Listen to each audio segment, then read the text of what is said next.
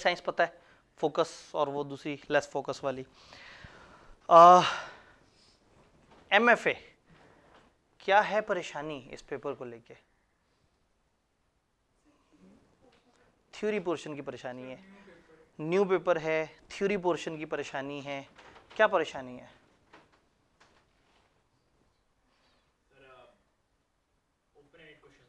Open ended question होते हैं। उन्होंने काफ़ी देर तक अपने आप से सवाल पूछे, काफ़ी तहम्मुल के बाद उन्होंने कहा जी ये जो है ना, ये एक ऐसा मसला है जो मसला बयान भी नहीं हो सकता। ऐसे ही है, मतलब सवाल बाउंड्री लेस है, कहीं से भी कुछ भी आ जाए, और ख़ासतौर पे थ्योरी के पोर्शन में तो वो बहुत आज़ाद है। लेकिन प्रॉब्लम ये है कि थ्योरी के पड़ोस में जब एक न्यूमेरिकल होता है ना, वो थ्योरी को खा जाता है। आपको मिलता है बी लॉ और FR1 इकट्ठे, आप FR1 को देते हैं 80% टाइम और बी लॉ को देते हैं 20% टाइम। आपको मिलता है FR2 और कमती लॉ इकट्ठे, तो कमती लॉ बेचारा मर जाता है, उसकी तवज्जो नहीं होती, और FR2। ये तो होते हैं दो अलग अलग पेपर। आपको एक ही पेपर में मिलता है फाइनेंस और थ्योरी। हम ऑनलाइन क्लासेस करते हैं नियर पियर पे, मेरी सर अब्दुल अजीम साहब के साथ मिलके वहाँ पे क्लास होती है। एक ह्यूज पॉपुलेशन, मतलब इस वक्त MFA की सबसे ज़्यादा ऑडियंस जो है वो हमारे उन बैचेस में होती है जो हमारे ऑनलाइन एट नियर पियर हैं। इंटरेस्टिंग बात है कि जनवरी ख़त्म हो गया, अभी तक मैनेजेरियल पोर्शन से रिलेटेड जो वहाँ ग्रुप्स में क्यूरीज आई हैं वो मुश्किल से 4-5 हैं। और अब बच्चे कह रहे हैं कि सर अब कम टाइम है, तो अगर हम खाली रिवीजन वाली वीडियोस देख लें तो काम चल जाएगा। यानी कि थ्योरी को लोग इतना डिस्करेज करके साइड पे रख देते हैं। फिर कॉलेजेस में क्लासेस भी हो रही होते हैं तो फाइनेंस फाइनेंस फाइनेंस हर तरफ वही, क्योंकि वो बच्चों को मज़ा आता है, बच्चों के चेहरे पे रौनक आ जाती है। उनसे कहना आज हम एक सवाल करेंगे, एकदम से चेहरे खिल उठते हैं, बच्चे अपने अपने कैलकुलेटर निकाल लेते हैं। भाई 1.5 घंटे का सवाल करने के बाद पता लगेगा ना सही हुआ या नहीं हुआ। थ्योरी पे तो सवाल पढ़ते ही पता लग जाता है कि नहीं आता। तो न्यूमेरिकल में ये ज़रूर होता है कि हाथ चलता रहता है, कुछ ना कुछ लिखते रहते हैं लिखते रहते हैं लिखते रहते हैं, एंड पे जाके दुख होता है कि ये क्या हुआ। तो इसमें बड़ा गैप था। मैंने इसको जब ये नया पेपर आया तो इस चीज़ को असेस किया कि इसमें काफ़ी इश्यूज़ हैं। फिर ये पेपर इन्होंने ड्राइव किया था 2 पेपर से, BMS जो CA फाइनल का पेपर है और BMBS जो कैफ का पेपर था। और ये दोनों मेरे बड़े स्ट्रेंथ एरियाज थे, तो इन दोनों को जोड़ के मुझे अंदाज़ा हुआ कि मैनेजेरियल साइड ऐसी है जिसमें लोगों को प्रॉब्लम्स आएंगे। तो मैंने जब नई स्कीम आई तो उस वक्त इसकी बड़ी कंप्रीहेंसिव वीडियोज़ जो है ना वो ICAP के साथ रिवीजन क्लासेस का प्लान बना। उन्होंने वो उसको बिजनेस लॉ में मुझे वो करके कहा कि फिर 2 सब्जेक्ट्स में टाइम बहुत ज़्यादा हो जाएगा, क्योंकि बिजनेस लॉ ऑलरेडी 5 दिन था। तो फिर मैंने MFA अपने तौर पे खुद से रिवीजन क्लास दी ऑनलाइन, और उस फिर हमने MFA की रिवीजन बना के उसको यूट्यूब पे भी रख दिया। तो उस वक्त से मुझे एहसास हुआ है कि MFA में बहुत बड़ा गैप है ये थ्योरी वाले पोर्शन में, और लोग अकाउंटिंग कर करके फाइनेंस कर करके उसने एक्साइटेड हैं कि वो इस तरफ नहीं आते। तो फिर हमने इस दफ़ा अपनी रिवीजन क्लासेस को रिवर्स रखा है, रादर देन कि हम फाइनेंस से शुरू करें, हम शुरू कर रहे हैं थ्योरी से। यानी इस वीक इसी टाइम पे ये जो चल रहा है हमारा 2:30 से 4 वाला टाइम, इसमें मैं करा रहा हूँ मैनेजरियल पोर्शन 7 दिन तक इंशाल्लाह। उसके बाद नेक्स्ट वीक से 6 डेज का फाइनेंस की रिवीजन इसी टाइम पे हो रही होगी। सर अदील जो हमारे साथ दूसरे को टीचर हैं वो उसमें करा रहे होंगे। तो अब यही सोचा है कि पहले ज़रा मैनेजरियल पे भी थोड़ा सा फोकस कर लिया जाए। इस पेपर की तरफ आते हैं, इसके ऊपर बात करते हैं आज हमने करना क्या क्या है। अगर ये ओवरऑल ना हमने जब 7 दिनों में इसको डिवाइड करना है, तो मैं चाह रहा था कि आज ओरिएंटेशन में लंबी चौड़ी बात हो। मैं हमेशा मानता हूँ कि चैप्टर 7 सबसे इंपॉर्टेंट है, और बड़ा दिल करता है कि बंदा शुरू में कराए, और मैंने शुरू में कराना था अगर ये ओरिएंटेशन ना होती। ओरिएंटेशन जब हमारा टाइम खाएगी तो आज हमारे पास 1.5 घंटा प्योर नहीं बचेगा चैप्टर 7 के लिए। तो चैप्टर 7, 8, 9 को मैंने अगले 3 दिनों पर स्प्रेड कर लिया। ये मेन एरियाज हैं इसके। 7 दिन की रिवीजन है, मंडे से संडे तक जा रही है, इसमें छुट्टी नहीं है। 7 डेज आप प्रॉपर, जिसने अभी तक थ्योरी को नहीं हाथ लगाया, जो कि 80% लोग हैं, उनके लिए बड़ा अच्छा है कि इस वक्त ये 7 दिन कम से कम मेरे साथ चल के थ्योरी को कवर कर लें। पेपर में एक रीजनेबल नंबर इसके हैं। अभी मैं पास पेपर एनालिसिस दिखाऊंगा तो अंदाजा होगा। अक्सर लोगों को मुझे लग रहा है कि शायद बच्चों को किसी ने बताया कि 5 नंबर की थ्योरी आती है और 95 नंबर का फाइनेंस आता है, क्योंकि वो फाइनेंस के पीछे इतने हाथ धो के पड़े हैं।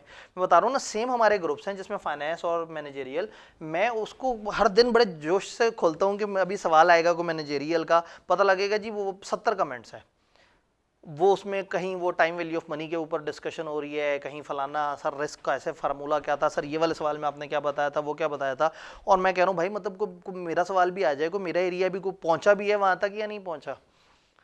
तो वो हम लोग वीकली उसमें लाइव सेशन करते हैं। तो अब इस वीक में मैं पहला लाइव सेशन कर रहा हूँ वहाँ पे, जस्ट बिकॉज के अभी तक तो लोग पहुंचे ही नहीं थे मेरे एरिया पे, और मैं सोच रहा हूँ कि पता नहीं कब पहुंचेंगे, अब तो महीना रह गया।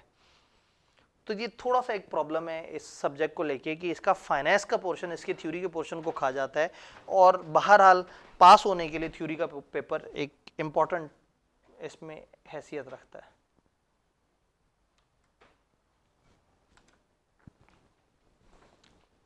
आपको पता है वेटेज कुछ इस तरह से है पेपर की मैं पहले ओवरऑल पेपर पे बात करूंगा, फिर अपने मैनेजरियल एरिया पे बात करूंगा, बीच में ओरिएंटेशन खत्म करेंगे, और फिर उसके बाद एक चैप्टर मैंने भी आपको दिखाया कि जो प्लान है उसमें चैप्टर 5 मैंने आज रखा हुआ है। चैप्टर 5 ऐसा है जो थोड़ा को बहुत ज़्यादा ऐसा सुपर इंपॉर्टेंट चैप्टर भी नहीं है, और थोड़ा उसमें जो डिस्कशन है वो काफ़ी डेली लाइफ वाली है, तो वो हम तेज़ी से उसे कवर कर सकेंगे। तो इस तरह से इसको प्लान आउट किया है। मैनेजरियल एनालिसिस आईकेएप कहता है 35 से 45 नंबर के लिए। मैनेजरियल एनालिसिस इज बीएम, ये जो हम पढ़ रहे हैं बिजनेस मैनेजमेंट के जो कॉन्सेप्ट्स हैं। Financial analysis and risk management ये आपके फाइनेंस के टॉपिक हुआ करते थे, ये आईकेएप ने बीएफडी से उठाए हैं, सीए फाइनल के। फिर बजटिंग एंड प्रोजेक्शन ये टॉपिक उसने उठाए हैं कॉस्ट अकाउंटिंग से। तो कॉस्ट अकाउंटिंग एक बड़ा पेपर होता था, उसमें से कुछ टॉपिक उठाए, बीएमबीएस में से कुछ टॉपिक उठाए, कुछ फाइनल के बीएमएस से उठाए, कुछ फाइनल के बीएफडी से उठाए, और एक पेपर बना दिया। जब ये पेपर आया तो उस वक्त हमारा यही ख्याल था कि ये पेपर आईकेएप सबसे डिफिकल्ट सेट कर देगा, और हर अगले आने वाले टाइम तक अगर कैफ में किसी का एक पेपर रहता होगा तो वो एमएफए रहता होगा, क्योंकि इसमें थ्योरी न्यूमेरिकल दोनों हैं और दोनों एडवांस लेवल के हैं, अच्छे तगड़े वाले हैं। तो उस वक्त हमें ये फियर था कि कहीं ऐसा ना हो कि आईकेएप एक ऐसा सवाल बनाए जिसमें थ्योरी भी डिस्कस हो और न्यूमेरिकल भी डिस्कस हो। शुरू में उनका ऐसा इरादा लग रहा था, लेकिन बाद में उन्होंने कहा कि हम इसमें 2 आंसर शीट्स देंगे, आप पेपर में जाएंगे आपको 2 आंसर शीट मिलेंगी, याद रखना है। थ्योरी अलग आंसर शीट पे होगी, न्यूमेरिकल अलग आंसर शीट। इसका मतलब है वो जा भी अलग लोगों के पास रहे हैं, वो पोर्शन भी अलग है, उसकी चेकिंग भी अलग लोगों ने करनी है। तो पेपर में वो आइडेंटिफाइड तरीके से न्यूमेरिकल को अलग और थ्योरी को अलग, एमसीक्यू आपने थ्योरी वाली शीट पर करने होंगे। तो एमसीक्यू प्लस थ्योरी एक शीट और फाइनेंस का पोर्शन दूसरी शीट। तो अच्छी बात यह है कि इन्होंने इसको मिक्स नहीं किया, वरना एमएस से एक पेपर है MSA 2 जिसमें इन 2 सब्जेक्ट्स की मिक्सिंग होती है, फाइनेंस की और बिजनेस की। तो हमें लग रहा था कि ये उस पेपर का शॉर्ट लेवल पे एक वर्जन कैफ में बना रहे हैं। तो this can be the most difficult paper अगर ये दोनों मिक्स हो जाए। तो अभी कम से कम ये है कि दोनों अलग अलग हैं, कुछ का फाइनेंस अच्छा होगा, कुछ की थ्योरी अच्छी होगी, लेकिन किसी एक पोर्शन ने पास नहीं कराना। अगर हम एनालिसिस देखें पास पेपर्स का, अभी हमारे पास पेपर ही 2 हैं, हमारे पास को बहुत ज़्यादा लंबा चौड़ा एनालिसिस नहीं है जिसपे हम ओपिनियन बिल्ड कर सकें, लेकिन अंदाज़ा लगा सकते हैं एमसीक्यूज कहाँ से आए, लॉन्ग क्वेश्चन कहाँ से आए। आईकेएप ने कहा 35 से 45 नंबर, और इस अटेम्प्ट में उसने 30 नंबर यहाँ और 30 और 5 35 नंबर पूछे। सॉरी, ये तो मॉडल पेपर है, ये मॉडल पेपर 32 और 3 35 पूछे, और पिछली वाली में 40 और 4 44। तो एक दफ़ा 35 नंबर का पेपर यहाँ से आया है और एक दफ़ा 44 का पेपर यहाँ से आया है। अगर मैं औसत निकालूँ एवरेज 39.5, तो दिस कैन रेंज फ्रॉम 37 से 43, मतलब मोटी मोटी एवरेजेस की ये बन सकती है। तो ये इस पोर्शन से इतने सवाल आ रहे हैं। फिर फाइनेंशियल एनालिसिस में तकरीबन 35%, यानी कि फाइनेंशियल एनालिसिस जिस पे आप बहुत ज़्यादा अजियत उठाते हैं, ये उससे छोटा पोर्शन है वेटेज वाइज। और फिर आखिरी बजटिंग और जो प्रोजेक्शन वगैरह वाला है, यहाँ पे आपका 25%। तो इन 3 में से सबसे बड़ा एरिया मैनेजरियल है, लेकिन चूंकि आप दोनों को जोड़ के फाइनेंस काउंट करते हैं तो ये 35 और 25 जोड़ के आपका 60 के करीब बन जाता है। तो आई कैन से ये 40-60 है। तो अगर 40-60 है तो 40 वाले के साथ इतना बुरा सलूक नहीं होना चाहिए जितना बुरा सलूक हो रहा है। इंडिविजुअली बात करते हैं। अब मैं क्या करूंगा, इस पोर्शन को जूम करूंगा जो मेरा रेलेवेंट पोर्शन है, मैनेजरियल एनालिसिस वाला। अब मैंने इसको 100% काउंट किया है इन मार्क्स को, और अब रेलेवेंट एलोकेशन कर लिया है। तो नज़र ये आया है कि जो 5 चैप्टर्स हैं, इन 5 चैप्टर्स में एक चैप्टर में से एमसीक्यू आया और इन 5 से मिला के एक सवाल आया। ये मॉडल पेपर जो आईकेएप ने दिया था, जिसे हमें आइडिया होना था कि किस तरह से होना है। जब असल में पहली अटैम्प्ट हुई है तो इन 5 में से मिला के 3 एमसीक्यूज आए और एक 7 नंबर का सवाल चैप्टर 4 से आया। फिर इसी तरह से इन 5 से एमसीक्यूज आए और एक 8 नंबर का कंबाइंड सवाल उन 5 चैप्टर्स में से मिला के आया। तो टेक्निकली आईकेएप इन 5 को एक तरह का ब्लॉक मान रहा है। और फिर जो नीचे 3 चैप्टर्स हैं, आप देखें चैप्टर 7 मॉडल पेपर में भी उसका एक बड़ा सवाल था, इस अटेम्प्ट में 18 नंबर का, इस अटेम्प्ट में 13 नंबर का यहाँ से सवाल आया। इसी तरह से इस वाले में जो चैप्टर 8 है उसमें से सवाल आया, बट पिछली अटेम्प्ट में नहीं आया। एथिकल डिसीजन मेकिंग में दोनों अटेम्प्ट्स में सवाल आया। तो अगर मैं इन 3 चैप्टर्स को मिला के देखूं तो ये कोर एरिया है, यानी कि 27% इज वो 5 चैप्टर्स में लाके, और रेस्ट ऑफ 73% ये 3 चैप्टर्स। तो ये 3 चैप्टर्स हैं जो कि मेन है, और जब सिलेबस को गौर से देखें तो समझ आ जाता है। एक एनालिसिस होता है, उसको हम कहते हैं पेस्टल एनालिसिस, वो 5 चैप्टर्स में कैद है। हमारे सिलेबस में 10 थ्योरी हैं, 10 एनालिसिस हैं, 10 मॉडल्स हैं, जिनमें से एक मॉडल पेस्टल पहले 5 चैप्टर्स में से, और 9 मॉडल अगले 3 चैप्टर्स में।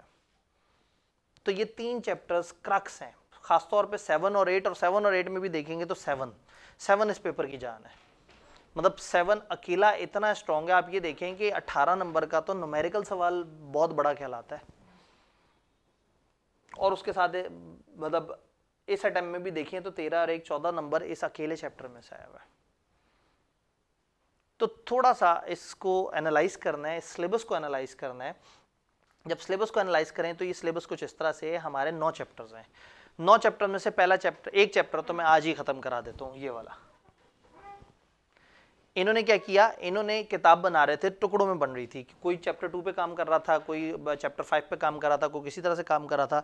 जब सारी किताब इकट्ठी होनी थी तो इन्होंने पेस्टल एनालिसिस में ना, पेस्टल में 6 चीज़ें होती हैं, political, economic, social, technological, ecological और लीगल। इकोलॉजिकल कहते हैं फिजिकल एनवायरनमेंट को। जब इनकी किताब कंप्लीट हुई तो इन्हें अचानक रियलाइज़ हुआ कि इकोलॉजिकल तो मिस हो गया। जिसको जो बनाने का कहा था, जिसने जो वर्किंग दी, इकोलॉजिकल गायब हो गया, फिजिकल एनवायरनमेंट। और इन्होंने अगले चैप्टर 7 से आगे के बनाए हुए थे, और आगे से 10 से आगे स्टैट और वो चीज़ें शुरू हो रही थी, उनकी नंबरिंग आउट हो गई। तो उन्होंने एक बड़ा खूबसूरत सा चैप्टर बनाया, चैप्टर 6। चैप्टर 6 का नाम है comprehensive examples of chapter 1 to 5। 1 से 5 तक की जो टोटल अंडरस्टैंडिंग है, उसके 4 सवाल उठा के इस चैप्टर में, तो ये चैप्टर में थ्योरी नहीं है, 4 सवाल दिए हुए हैं और उनके सोल्यूशन दिए हुए हैं। तो एक बड़ा मजाकिया सी हरकत उन्होंने की। तो आज पहले दिन मैंने एक चैप्टर खत्म करा दिया। ये चैप्टर 6 एग्जिस्ट नहीं करता, there is no chapter 6। Chapter 6 is 4 सवाल, जो कि चैप्टर 1 से लेके 5 तक की प्रैक्टिस है। तो अब रह गए 8 चैप्टर्स, 5 और 3। उन 5 के साथ सलूक और होगा, इन 3 के साथ सलूक और होगा। इन 3 को तो घोल कर पी लेना है, और ऊपर वाले 5 को मैं कहता हूं दिल पे नहीं लेना। पढ़ना है, समझना है, अंडरस्टैंडिंग लेनी है। इसका मतलब है कि हमने इधर ज्यादा एफर्ट्स करनी है और इधर अंडरस्टैंडिंग वाली एफर्ट्स करनी है। समझ लेना है तो शायद रिवीजन क्लासेस का लेक्चर सुनने के बाद आप इस पोजीशन में हैं कि आप इन चैप्टर से आए हुए सवालों को आंसर कर सकते हैं। बस चैप्टर 4 थोड़ा सा खुश्क और उसमें थोड़ी रट्टे वाली चीजें हैं, तो वो मैं आपको बताऊंगा, उसको आपने ध्यान देना होगा। अदरवाइज ये 5 चैप्टर्स आपने बस पढ़ने हैं, टेंशन नहीं लेनी। और ये 3 चैप्टर्स 7, 8, 9 इनको बहुत अच्छी तरह से करना है। तो आप देखेंगे कि मैंने इन तीनों पे अलग अलग दिन रखा है। हमारे 7 दिनों में से 3 दिन इन 3 चैप्टर्स के नाम है। बाकी के 4 दिनों में हमारी ओरिएंटेशन भी है, 5 चैप्टर्स भी हैं, बाकी डिस्कशन सब कुछ है। दोबारा आपको दिखा दूं पास पेपर एनालिसिस में, ये पिछली अटेम्प्ट है, जो रिसेंट अटेम्प्ट आई है 13 और 6, ये सवाल यहाँ से है, और एक 8 नंबर का कंबाइंड सवाल आया उन 5 चैप्टर्स का, एक इकट्ठा सवाल, एक सवाल जिसमें उन 5 चैप्टर्स की हल्की सी नॉलेज टेस्ट हो रही थी। इसी तरह से पिछली अटेम्प्ट में आए तो यहाँ पे आपको 18 और 7 इस चैप्टर में से सवाल नहीं मिला 8 में से, लेकिन 7वें में सवाल हैवी मिल गया, तो 25 नंबर तो इन्हीं 2 में से आ गए। और उधर उन 5 में से एक चैप्टर 4 जो कि बाकियों से ज़्यादा अहम है, तो उन 5 में भी चैप्टर 4 को हाईलाइट कर लेना है कि रट्टे के पॉइंट ऑफ व्यू से चैप्टर 4 में ऐसी चीज़ें हैं जो पूछी जा सकती हैं ज़्यादा। तो ये हमारी एक ओवरऑल अप्रोच है। ये उस रिवीजन क्लास में से मैंने स्लाइड निकाली हुई है जिसमें लाइव करा रहा था, क्योंकि फिजिकल क्लास में हमारे पास मार्जिन टाइम का कम होता है, तो मैंने कहा ज़्यादातर चीज़ें हमारे पास स्क्रीन में आ जाएं तो अच्छी हैं। सिलेबस के मैप को अगर हम देखें तो हमारे एक्सटर्नल एनालिसिस, इंटरनल एनालिसिस और एथिक्स, ये 3 एरियाज हैं जिन पर हमने बात करनी होती है। बिजनेस के बाहर क्या चल रहा है, बिजनेस के अंदर क्या चल रहा है, और बिजनेस ने एथिक्स कैसे फॉलो करने हैं। एथिक्स चैप्टर 9 में कवर हो रहे हैं, इंटरनल एनालिसिस चैप्टर 8 में। एक्सटर्नल एनालिसिस 2 हिस्सों में डिवाइड होता है, पेस्टल जिसमें आप 6 फैक्टर्स देखते हैं, वो चैप्टर 1 से 5 तक उसको डील कर रहा है, और कंपटीशन चैप्टर 7 उसको डील कर रहा है। पेस्टल को स्लेप्ट एनालिसिस भी कहते हैं, जब इकोलॉजिकल इसमें नहीं काउंट करना होता तो उसको स्लेप्ट एनालिसिस कहते हैं। इसमें 2 ही हैं, एक इकोनॉमिक वाला और एक इकोलॉजिकल वाला, इसमें एक ही है स्लेप्ट। तो टेक्निकली हमारी किताब ने पेस्टल के बजाय स्लेप्ट डिस्कस कर दिया। इकोलॉजिकल फिजिकल एनवायरमेंटल फैक्टर इन्होंने ज़्यादा काउंट नहीं किए। यहाँ तक बातें क्लियर है? करना क्या है? अंडरस्टैंडिंग प्राइम इंपॉर्टेंट तरीन चीज़ है अंडरस्टैंडिंग। अगर समझ नहीं आया ना, किताब को जितना मर्जी रट्टा मार लें पेपर में काम नहीं होगा, क्योंकि आपने बताया कि जी एमएफए में प्रॉब्लम ये है कि सिनेरियोज अजीब से ओपन एंडेड सवाल, समझ नहीं आ रहा चीज़ें किस तरह से होंगी कैसे होंगी। चीज़ें तब अच्छी समझ आएंगी जब हमारी अंडरस्टैंडिंग अच्छी होगी। तो अंडरस्टैंडिंग इज द 60% गेम। सबसे मेन चीज़ ही अंडरस्टैंडिंग है। अंडरस्टैंडिंग नहीं है तो कुछ नहीं। आप रट्टा मार के इसके सिनेरियो नहीं कर सकते पेपर में, इसको समझना होगा। समझना होगा तो इंशाल्लाह रिवीजन क्लास में मेरी कोशिश ये होगी कि हम अंडरस्टैंडिंग वाला एस्पेक्ट तो सबसे पहले कवर करें। हो गई अंडरस्टैंडिंग, फिर आप बनाएंगे माइंड मैप्स। अंडरस्टैंडिंग बन गई, अब जिस तरह से मैंने यहाँ पीछे नक्शे दिखाए हुए हैं कि अच्छा ये इस तरह से है उस तरह से, तो असूलन आपके पास माइंड मैप्स होने चाहिए आपके पास हर चैप्टर के। अच्छा ये टॉपिक है, इस टॉपिक में 5 बातें हैं, इसमें ये बात ये बात ये बात, इस तरह के माइंड मैप्स बने हुए हो तो बहुत अच्छी बात है। हेल्प ले सकते हैं, अगर आप खुद से बनाएं तो बहुत अच्छा है, नहीं तो आप मेरे नोट से हेल्प ले सकते हैं। ऑनलाइन में मैंने जगह जगह शेयर की है, इसकी फिजिकल किताब नहीं छापी थी क्योंकि वो खाली मैनेजरियल पोर्शन की थी। तो वो सॉफ्ट में नोट जो है वो एक लिंक पे मैं अपलोड भी कर दूंगा, और आप अगर कहेंगे तो आप लोगों को मैं लिंक मैं किसी टाइम पे कल परसों में मैं अपनी टीम से कहता हूँ वो मुझे उसका एक शॉर्ट लिंक बना देंगे, मैं यहाँ लिख दूंगा ताकि आप उस लिंक पे क्लिक करें तो आप सॉफ्ट कॉपी तक पहुँच जाएँ। तो मेरी किताब सॉफ्ट कॉपी में थ्रू आउट काफ़ी ज़्यादा जगह मैनेजरियल एनालिसिस की चल रही है, कुछ के पास हार्ड कॉपी में भी मौजूद है, तो आप उसको रेफ़र कर सकते हैं उन हैंडआउट्स के तौर पे कि जहाँ पे वो चीज़ें डिस्कस हुई हुई हैं। Then basic assessment. आपने क्या किया, पहले अंडरस्टैंडिंग ली, मैंने आपको क्लास में समझाया। जो मैंने आपको क्लास में समझाया ये सारी जितनी डिस्कशन होगी वो जो स्लाइड्स हैं वो मेरी ही किताब से निकली हुई हैं, जो मैंने शॉर्ट नोट्स की बनाई है। वो किताब आपके पास मौजूद होगी। आपने अंडरस्टैंडिंग के बाद उस शॉर्ट नोट्स को देखा, ग्रिप बन गई कि हाँ सर ने ये कराया था, ये मुझे आता है। देन होगी बेसिक असेसमेंट।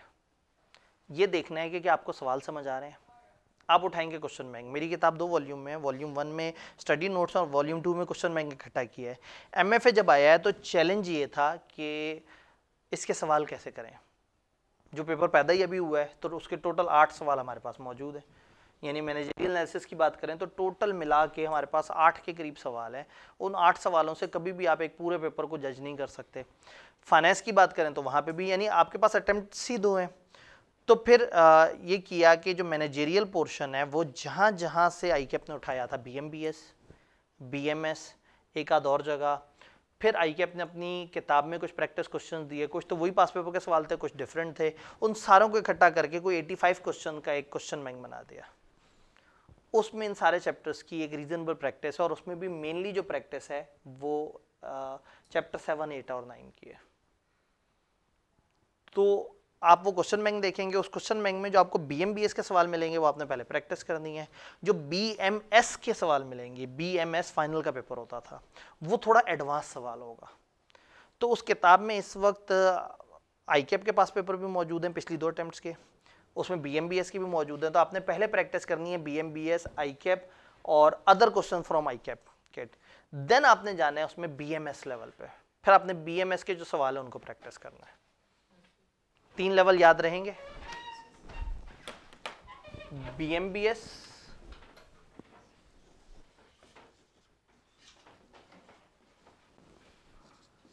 आईकेप के एमएफए के पास पेपर कम है लेकिन जितने हैं वो उसमें दिए हुए होंगे। तीसरे लेवल पे फिर आप जाएंगे बीएमएस की तरफ, बल्कि नहीं तीसरे में भी आप पहले किट की तरफ जाएंगे। आईकेप की किट में कुछ एक्स्ट्रा सवाल थे वो भी मैंने ऐड किए, और देन लास्ट आपका लेवल होगा बीएमएस के सवाल। आप डायरेक्ट अगर बीएमएस का सवाल उठा के देखेंगे तो आप कहेंगे ओहो मैं तो एमएफए कर ही नहीं सकता, ये तो सवाल ही इतना हैवी है मुझे समझ ही नहीं आ रहा। बट एक ऐसा टाइम आना चाहिए कि आप तैयारी करते करते इतने एडवांस लेवल पे पहुंच जाएं कि बीएमएस का सवाल उठाएं और आपको समझ आ जाए। तो इसकी बेस पे कॉन्फिडेंस खराब नहीं करना, लेकिन इससे आपने अपनी कंपिटेंस को तब मैयर करना है जब आपने ऊपर के तीनों लेवल कवर कर लिए हैं। तो इंपॉर्टेंट चीज़ ये है कि आपने क्वेश्चन बैंक की जब प्रैक्टिस करनी है तो किस प्रेफरेंस में करनी है। अब मैं उस क्वेश्चन बैंक के ऊपर आपको बताऊं, क्वेश्चंस में से 2/3 क्वेश्चन उठाने हैं, 2/3, 1/3 छोड़ देना है। हर 2 सवाल के बाद तीसरा सवाल छोड़ देना है, आसान सा हल। रीड करना है सवाल को, रिकॉल करना है अपने उस माइंड मैप को जो आपके जहन में उस टॉपिक का नक्शा था, और रिलेट करना है, सवाल पढ़ के याद करके जवाब देने की कोशिश करनी है। 3R। अगर ये स्टेप सही हुआ तो ठीक है, नहीं हुआ इसका मतलब है पीछे कहीं मसला है, या अंडरस्टैंडिंग में मसला है, या आपका नक्शा जहन में नहीं बना हुआ, या आपके नोट्स आपको सपोर्ट नहीं कर रहे, तो जाके उन 2 स्टेप्स को दोबारा रिपीट करना है। देखेंगे टॉपिक नहीं समझ आया तो या अंडरस्टैंडिंग का मसला होगा, या मैंने याद नहीं किया हुआ होगा। अगर 2/3 सवाल होते हैं और आपको आपका जवाब जो जहन में आया वो 70-80% मैच कर जाता है इनके लिखे हुए जवाब से, यू आर रेडी। इसका मतलब आपको समझ ज़रूर आ गया है। अब आपने अगला काम क्या करना है, आपने लिख के प्रैक्टिस करनी है। थ्योरी के साथ एक बड़ा जुल्म ये होता है कि इसके पास पेपर यूं किए जाते हैं, ये सवाल देखा, ये जवाब देख लिया, फिर से सवाल देखा, फिर से जवाब देखा, और ऐसे किताब बंद कर दी, लो चैप्टर तैयार मेरा तो पूरा, मुझे तो सारा आता है। वो देखने में तो लगता है सारा आता है, उसको कभी लिखें तो फिर पता लगेगा। यही कॉस्ट अकाउंटिंग का सवाल देखें, जवाब देखें, FR2 का सवाल देखें, जवाब देखें, वो भी आता होगा। 70-80% फौरन से दिमाग को लगता है मुझे आता है। मसला तब आता है जब आप लिखने बैठते हैं और छोटी छोटी चीज़ें मिस हो रही होती हैं। तो लिखना भी ज़रूरी है, लेकिन इतना लिखें कि आप आवाज़ार हो जाएं, वो भी सही नहीं है। तो बेसिक असेसमेंट पढ़ने की है और फाइनल असेसमेंट लिखने की है। 1/3 जो सवाल बच गए थे उनको अब लिख के करना है, रीड करना है, रिकॉल करना है, रिलेट करना है, और फिर R से मैंने राइट लिख दिया, मैंने कहा मेरा R वाला ये 3R है तो ये 5R बन जाए। राइट करना है और रीचेक करना है। रीचेक कैसे करना है, किसी दोस्त को चेक कराना है। आइडियली फॉर एग्जांपल 2-3 कुलीग्स आपस में मिल गए और एक दूसरे से कहा कि ठीक है जी हम एक दूसरे को, फॉर एग्जांपल कल मिलेंगे तो चैप्टर 7 के सवाल एक दूसरे को दिखाएंगे। तो किसी ने चैप्टर 7 के 5 सवाल हाथ से लिखे हुए हैं, किसी ने 4 हाथ से लिखे हुए हैं।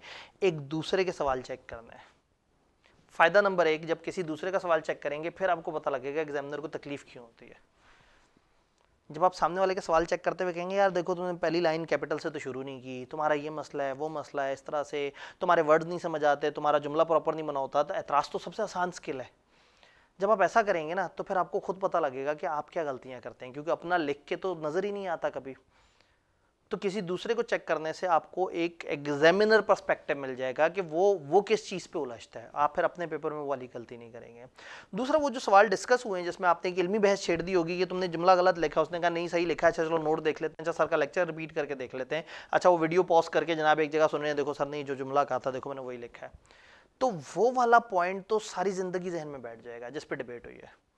तो आइडियली 2 दोस्त जो कि एक दूसरे के सवाल करके वो कर रहे हैं, और सवाल बहुत ज़्यादा नहीं है, 1/3 है, और पूरे महीने के स्प्रेड हुए हुए हैं। 8 चैप्टर्स हैं और 8 में भी 3 काम के चैप्टर्स हैं। तो 1/3 ऑफ द सवाल लिखे जाएं और लिखा हुआ सवाल देखा जाए। और कैसे लिखे जाएं, हमारे पास बेस नहीं है। वो क्वेश्चन बैंक जो मैं आपको सॉफ्ट कॉपी दे रहा हूँ तो उसमें नोट्स भी होंगे और उसमें क्वेश्चन बैंक भी होगा। तो क्वेश्चन बैंक में तकरीबन 85 के करीब क्वेश्चन हैं और वो आपको सफिशिएंट प्रैक्टिस करा देंगे। और उसमें भी लेवल वही है कि पहले BMBS, सेकंड फिर ICAP का MFA के अंदर आए हुए जो गिनती के चंद सवाल हैं 2 अटेम्प्ट्स में वो, फिर ICAP की किट के जो इजाफी सवाल मैंने उसमें दिए हुए हैं, और एंड पे BMS के सवाल आपको बड़े बड़े नजर आएंगे, उनको देख के नहीं घबराना। बट जब आप अच्छी प्रैक्टिस कर चुके होंगे और आप एडवांस लेवल की जंग लड़ने जाएंगे कि अच्छा अब सवाल जैसा मर्जी आ जाए मैं कर लूंगा, फिर आपने BMS वाले सवाल उठाने हैं। लोग शुरू में वो सवाल उठा के उसको देख के समझते हैं MFA हमसे नहीं होगा, वो सवाल BMS का होता है। ICAP ने अपनी किट में भी क्या किया, कुछ BMS के सवाल उठाए, कुछ BMBS के, कुछ सेल्फ डेवलप किए। मैंने BMBS का जो उन्होंने पास पेपर उठाया मैंने वहाँ से हटा दिया। मैं जो उन्होंने BMS का उठाया वो उठा के उसको रेलेवेंट BMS की कैटेगरी में डाला ताकि आपको पता लग जाए कि कौन सा आसान सवाल है और कौन सा टेढ़ा सवाल है। और फिर जो किट में बच गए उसको अलग से किट की कैटेगरी बना दी। तो वहाँ पे आपको क्वेश्चन बैंक में 3-4 कैटेगरीज मिलेंगी और कुछ चैप्टर्स में तो आपको ना होने के बराबर डाटा मिलेगा जिसका कहीं ICAP ने खुद भी नहीं सवाल बनाया और बहुत ज़्यादा अवेलेबल भी नहीं है। फाइनल असेसमेंट हो गई, फिर करनी है super final assessment, mock. Paper से 2 हफ्ते पहले एक ऐसी एक्टिविटी, यानी कि आज से तकरीबन 2 हफ्ते बाद ICAP के पेपर से ठीक 2 हफ्ते पहले यहाँ पे हम लोग फिजिकल में भी मॉक कंडक्ट कर रहे होंगे। ऑनलाइन मॉक हमारा इंटरनेट पे भी अवेलेबल होगा, लेकिन आइडियली आप लोग फिजिकली आएँ, वो ओपन होगा, जो भी स्टूडेंट आके उसे देना चाहे आके स्टूडेंट बैठे उस मॉक को अटेम्प्ट करे। तो वो फुल मॉक होगा, यानी कि उसमें फाइनेंस भी होगा, मैनेजरियल भी होगा। आइडियली इस हफ्ते के बाद अगले हफ्ते आपकी फाइनेंस की रिवीजन खत्म होगी, तो 2 हफ्ते के बाद हम लोग फिर नेक्स्ट वीक ICAP में जिस दिन पेपर होता है, ICAP में जितने बजे पेपर होता है, हम उस दिन उतने बजे यहाँ पे मॉक कंडक्ट कर रहे होंगे इंशाल्लाह। तो आप फिर फुल फ्लेज जब मॉक देते हैं ना, जब एक साथ आपको 16-17 चैप्टर्स का इकट्ठे देखना होता है, तो फिर चीज़ें थोड़ी सी ईजी हो जाती हैं। बेहतर तरीके से हो जाती हैं। क्या यहां तक बात समझ आ रही है? छोटी छोटी टिप्स क्या हैं? पेपर में रिक्वायरमेंट्स केयरफुली पढ़नी चाहिए। कई दफ़ा क्या होता है, आप सवाल देखते हैं, एक्साइटेड होकर सोल्यूशन लिखना शुरू कर देते हैं, भी आपने रिक्वायरमेंट सही से नहीं पढ़ी होती। टाइम मैनेजमेंट इधर इंपॉर्टेंट है। थ्योरी में ना बी लॉ सी लॉ में टाइम मैनेजमेंट मसला नहीं करती थी, ऑडिट में करती है, थोड़ा सा सेल्फ राइटिंग है, और एमएफए में भी करती है, क्योंकि यहाँ फाइनेंस अलग है और फाइनेंस में तो आप एक सवाल से अगर मोहब्बत हो गई ना आपको, तो 1 घंटा वो सवाल ले जाएगा, उसके बाद पूरा पेपर मर जाएगा। टाइम मैनेजमेंट बहुत ज़्यादा की है यहाँ। शॉर्टकट्स या स्ट्रक्चर्ड अप्रोच यूज़ करें, सवाल को समझें। अगर आपको पहले से पता हो ना मैंने सवाल को शुरू कैसे करना है, भाई बचपन में आपको छोटे पेपर में वो कहते थे जी लेटर लिखना है, तो आप आधे घंटे तो सोचते रहते थे शुरू कैसे होगा, लेकिन क्या हुआ, आपने थोड़ी सी प्रैक्टिस करके एक ऐसा टाइम बन गया कि लेटर का टॉपिक वो बाद में बताते थे, आप पहले स्याको सबाक स्टार्ट एंड वाला तो पहले से लिख के बैठे होते थे कि हाँ भाई अब बताओ दरमियान में क्या डालना है। तो आपको स्ट्रक्चर्ड अप्रोच आनी चाहिए, सिलेक्टिव स्टडी नहीं करनी। मैंने ये कहा है कि वो 5 चैप्टर्स दिल पे नहीं लेने, पढ़ने हैं, लेकिन मैंने ये नहीं कहा कि उन्हें छोड़ देना है। कहीं से भी किसी चैप्टर से कोई भी सवाल आ सकता है, और अगर वो समझा हुआ हो तो फिर वो आप आंसर कर सकें, अगर नहीं समझा हुआ तो वो फिर आपको परेशान करेगा। अब आज की सबसे अहम डिस्कशन, एमएफए में सवाल किस किस तरह के आते हैं, उनको करना कैसे है। चूंकि हर सवाल की अपनी साइंस है, हर सवाल का अपना एक प्रेजेंटेशन का तरीका है। अगर आपको याद हो बी लॉ सी लॉ में हम कहते थे टाइप 1 2 3 सवाल हैं, इस तरह के सवाल को सीधा लिखना है, इस तरह के सवाल को इस तरह से कर लेना है। तो दिस इज इंपॉर्टेंट कि हमें ये पता हो कि एमएफए में कितनी तरह के सवाल हैं। और मैंने ना एक नॉर्मली मेरी वो होता है कैटेगरी ऑफ क्वेश्चन और हाउ टू प्रेजेंट, बट यहाँ मैंने एक एक्स्ट्रा लाइन आइटम डाला है, हाउ इट लुक्स लाइक। सवाल दिखने में कैसा होगा जिससे आप उसे पहचानें कि ये किस तरह का सवाल है। तो सबसे पहले कैटेगरी का सवाल है straightforward plain question simple requirement. आप जो 4 से 5 तरह के सवाल एक्सपेक्ट कर सकते हैं पेपर में, उनमें से 4 तो एक खास पैटर्न के सवाल होते हैं। वही पैटर्न जो कि इनका बीएमबीएस में चला करता था, वही पैटर्न जिनको इनका बीएमएस में चलता था। तो मुझे ये एज है कि मैंने वो 2 पेपर्स बहुत थॉरोली पढ़ाए हुए हैं और एक डेकेड से ऊपर पढ़ाए हुए हैं, तो वो उसकी वजह से जो है वो उसमें काफ़ी ज़्यादा एज मिल जाता है कि वो वाली चीज़ें पता है कि वो उसमें सवाल किस किस तरह से पूछते थे। प्लेन क्वेश्चन सिंपल रिक्वायरमेंट, सवाल कुछ इस तरह का देखने में होगा, सीधा सा सवाल होगा, आपको देखते ही पता लग जाएगा, 1 लाइन 2-3 लाइन 3-4 लाइन, किसी किरदार का जिक्र नहीं होगा, किसी कंपनी का जिक्र नहीं होगा, कुछ नहीं होगा, सीधा सा सवाल होगा। For example, describe briefly the salient feature of virtual organisation, what are the different type of entry barrier जो कि इस तरह से होते हैं। इसमें उन्होंने ये नहीं कहा कि फलाना कंपनी को ये मसला है, फलाना इंसान को ये मसला है, फलाना इस तरह से सोचता है, फलाना यूं सोचता है, फलाना के साथ ये हुआ। तो ये सवाल किस तरह का, इस पे ज़रा फोकस आपने अच्छा करना है ताकि वो समझ आ जाए। शायद ऑनलाइन वाले यूजर्स को बेचारों को पहुंच ना सके सही से। तो क्या एंट्री बैरियर्स हैं, ये चीज़ क्या होती है, वो चीज़ क्या होती है, पोर्टर 5 फोर्सेस किसे कहते हैं, फलाना क्या है, ये एथिकल मॉडल क्या है, वो क्या है, ये कैसे होगा, वो कैसे होगा, बगैर किसी किरदार का जिक्र किए, बगैर किसी कंपनी का, बगैर कोई सिचुएशन बनाए, सीधा सीधा सवाल जिसका वो सीधा जवाब एक्सपेक्ट करते हैं। ठीक है, तो ये देखने में ऐसा होगा, कोई लंबा चौड़ा सा नहीं होगा, आपको देखते ही पता लग जाएगा कि ये तो सीधा सीधा सवाल है। क्या करना है, कॉपी एंड पेस्ट करना है नोट से, कोई प्रेजेंटेशन नहीं चाहिए, कुछ नहीं कहना है कि सिचुएशन के मुताबिक यूँ होना चाहिए, हम फलाना से ऐसे कहेंगे, नहीं, जो आपने याद किया हुआ बस आपने पेस्ट कर देना है। कोई सियाको सबाक नहीं चाहिए, कोई स्टार्टिंग नहीं चाहिए, कोई एंडिंग नहीं चाहिए। डन। फिर सेकंड कैटेगरी आती है, इसको हम कहते हैं सीम्स लॉजिकल। पूछा इसमें भी रट्टा होता है, लेकिन एक थोड़ी सी सिचुएशन बना के, तकरीबन इस तरह का दिखता है कि एंड पे आपको कुछ सीधी सीधी सी रट्टे वाली बात मिलेगी और पीछे एक सिचुएशन होगी कि एक company, for example HL Horizon Limited is engaged in business of manufacturing and marketing of wide range of consumer durable products. Company production are different stage of this. Consequently, HL pursue different promotional strategy for product depending on stage of. उनका एक company है, उसकी अलग अलग products हैं, अलग अलग product life cycle के अंदर मौजूद हैं। State the type of promotional strategies which HL may pursue for marketing of its wide range of project in introduction, growth, maturity, decline stage.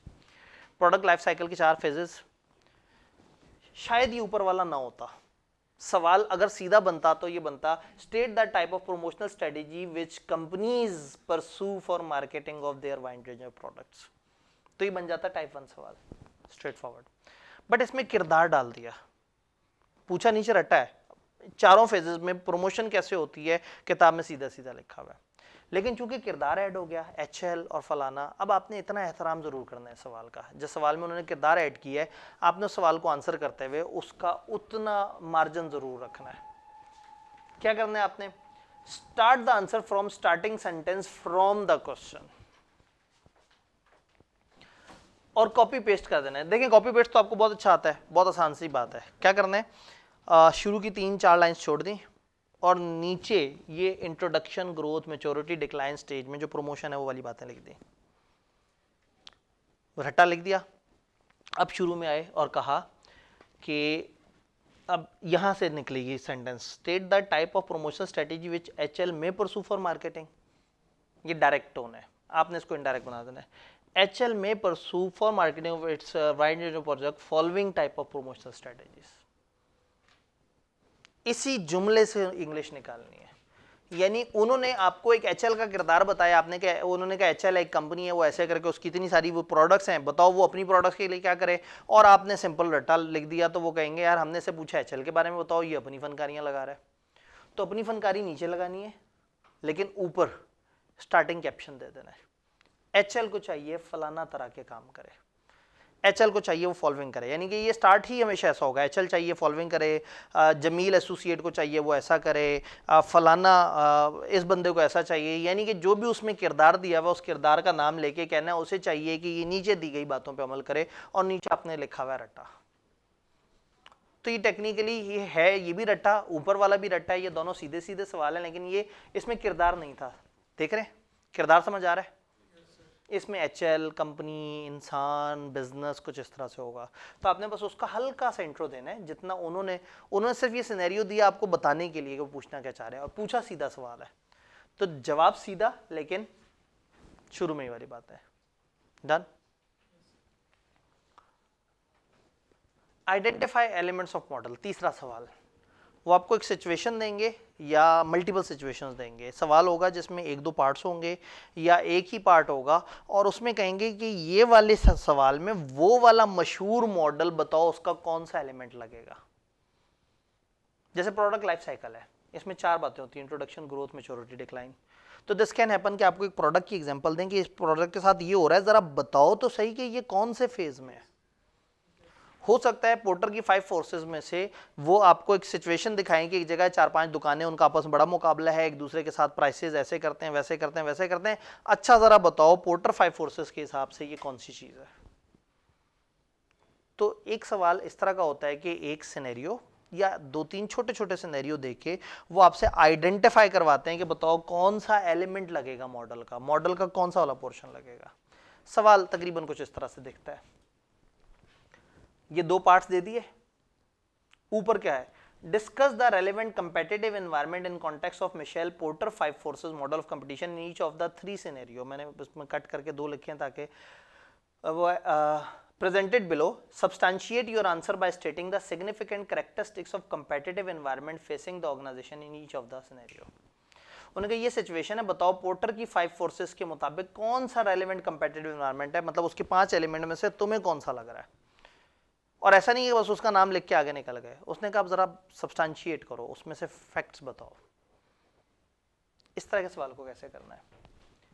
Part wise heading they relevant element of the model. आपने ये पढ़ा, आपको लगा कि ये है bargaining power of customer for example, तो part 1 लिखेंगे आप आंसर शीट में और आगे लिख देंगे बार्गेनिंग पावर ऑफ कस्टमर। थोड़ा सा गैप दिया, नीचे पार्ट बी आपने ये पढ़ा, आपको लगा ये राइवलरी है, आपने लिख दिया दिस इज मतलब राइवलरी। हेडिंग उन्होंने क्या बताओ ये कौन से वो हैं, तो आपने हेडिंग में उस वाले एलिमेंट का नाम लिख देना है। फिर क्या करना है, अंडर ईच हेडिंग, सारी हेडिंग्स के अंदर right the feature of that element you saw in the scenario by proper referring it. For example competition या राइवलरी के फीचर में लिखा होता है छोटे छोटे साइज के बहुत सारे दुकानदार, और जो सिनेरियो उन्होंने बताया, उन्होंने कहा कि फलाना राजा मार्केट, और राजा मार्केट में जो है वो तेल बेचने वाले ये 6 दुकानदार हैं। तो आप वो वाला फीचर के यहाँ पे छोटे छोटे से 6 वो हैं यहाँ पे कंपेटिटर्स। मॉडल के अंदर वो जुमला दिया हुआ होता है कि हाँ भाई ये इस तरह से, वो निशानी जो आपको यहाँ पूरी होती नजर आई, आपने हेडिंग दे दी पहले राइवलरी की, और नीचे इस सिचुएशन में जो जो फीचर उसमें से, वो जो लिस्ट में से पूरा होता नजर आ रहा है, उसको सादा प्लेन इंग्लिश में लिखते गए। जिंदगी आसान। को बहुत ज्यादा इंग्लिश नहीं चाहिए इस सवाल के लिए। इस सवाल को देख के लगता है कि यहाँ तो मर जाएंगे, इधर तो इंग्लिश पता नहीं किस लेवल की चाहिए। कुछ नहीं चाहिए। हेडिंग में आपने आइडेंटिफाई कर दिया और नीचे जो निशानियां उन्होंने दी हुई हैं वो निशानियां उठा के लिख दी। वो निशानियां जो रेजोनेट कर रही हैं उस वाले मॉडल के साथ।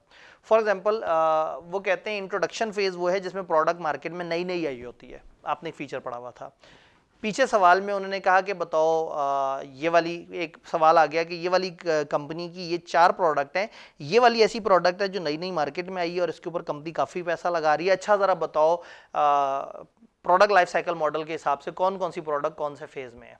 तो आप वो वाली प्रोडक्ट का ही हेडिंग में लिखेंगे इंट्रोडक्शन और नीचे लिखेंगे बिकॉज ये कंपनी ने अभी लॉन्च की है। तो अब आपने वो पूरे सिनेरियो में से बीच बीच में से हो सकता है इस लाइन में एक आइडिया मिल जाए, फिर इस लाइन में आइडिया मिल जाए, इस लाइन में आइडिया मिल जाए। अगर 3 आइडिया भी मिल जाए, आपने एक हेडिंग लिखी उसके नीचे 3 लाइंस लिख दी, इधर एक हेडिंग लिखी उसके नीचे 3 लाइंस लिख दी और वो एग्जैक्टली उस सिनेरियो से उठाई थी, उनका मकसद पूरा हो गया। वो ये देखना चाह रहे थे कि क्या इसको मॉडल की समझ है, आपने मॉडल भी बता दिया। फिर वो ये देखना चाह रहे थे कि क्या आप एक सही रीजन सिनेरियो के बीच में से दे पाते हैं या नहीं, आपने वो रीजन भी दे दी। तो बहुत लंबी चौड़ी टेढ़ी इंग्लिश नहीं चाहिए, बीच बीच में से उसकी लाइंस उठा के आप कहीं यहाँ ये हो रहा है, ये हो रहा है, ये हो रहा है।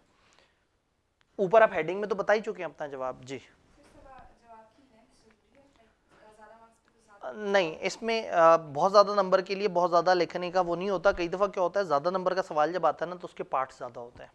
फॉर एग्जांपल ये वाला सवाल अगर इसमें 3 पार्ट्स होंगे ना तो इसके नंबर हो शायद 9 नंबर बहुत बड़े नंबर होते हैं। आप ये देखें कि पीछे हमने जो मार्क्स देखे हैं वो किस तरह से हैं।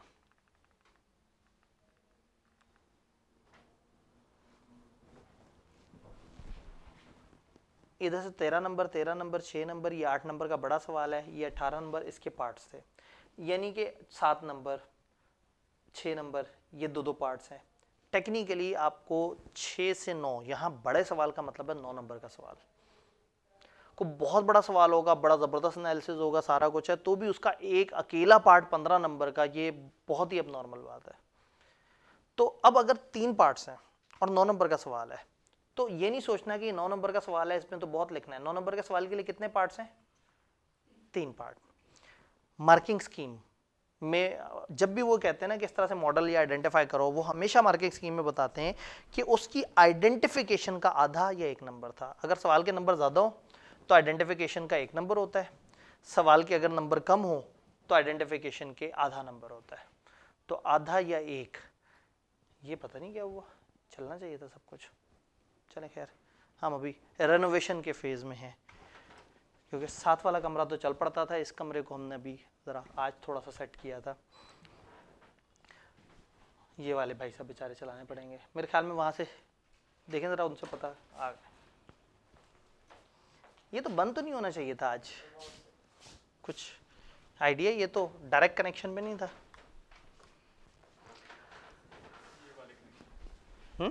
ये वाला इस कनेक्शन पे था, नहीं इसमें एक वायर डली थी जो मेरी अंडरस्टैंडिंग है। खैर चलें, तो हम ये कह रहे थे कि जो आपकी रिक्वायरमेंट है हेडिंग आइडेंटिफिकेशन का, अगर 9 नंबर का सवाल है तो मरे से मरा आधा आधा नंबर हर पार्ट में आइडेंटिफिकेशन का है। अब बच गए 2.5 नंबर पर पार्ट। तो अगर आपने हर पार्ट के नाम के नीचे उसकी 3 लाइंस लिखी हैं और वो 3 लाइन को 1.5 लाइन पे जा रही है, कोई 2 लाइन पे जा रही है, और आपने वो चीज़ बता दी है, तो 2.5 नंबर के लिए उतने काफ़ी हैं। आईकेएप ने कभी भी ये नहीं कहा कि सवाल बहुत ज़्यादा फैलाएं। टू द पॉइंट लिखने के, अगर आप सही बात लिख रहे हैं तो टू द पॉइंट लिखने के आपको नंबर मिल जाते हैं। तो जो बड़ा सवाल होगा ना, आपने इसको ध्यान से देखना है, वो कुछ पार्ट्स में डिवाइड हुआ हुआ होगा। अब जैसे ये इंट्रोडक्शन, ग्रोथ, फलाना फलाना, होने का क्या प्रोमोशनल स्ट्रेटेजी होनी चाहिए। अब सवाल नजर आएगा 8 नंबर का, तो आप कहेंगे ये 8 नंबर का बड़ा सवाल है, नहीं, उसमें 4 कैटेगरीज हैं, हर कैटेगरी की एक हेडिंग है और उसके अंदर कुछ डिस्क्रिप्शन है। तो 2 नंबर से ऊपर की तो वो पॉइंट नहीं है, और उसमें भी एक हेडिंग आ गई तो भी नीचे वाला कंटेंट 1.5 नंबर का हो गया। तो जब आप उसको तोड़ तोड़ के करते हैं तो फिर डर नहीं लगता उस सवाल से, कि पता लग जाता है जो हम ये पार्ट कर रहे हैं ये पार्ट थोड़े नंबर्स का है, तो आप उसके मुताबिक चल रहे होते हैं जी। ठीक है, ठीक है,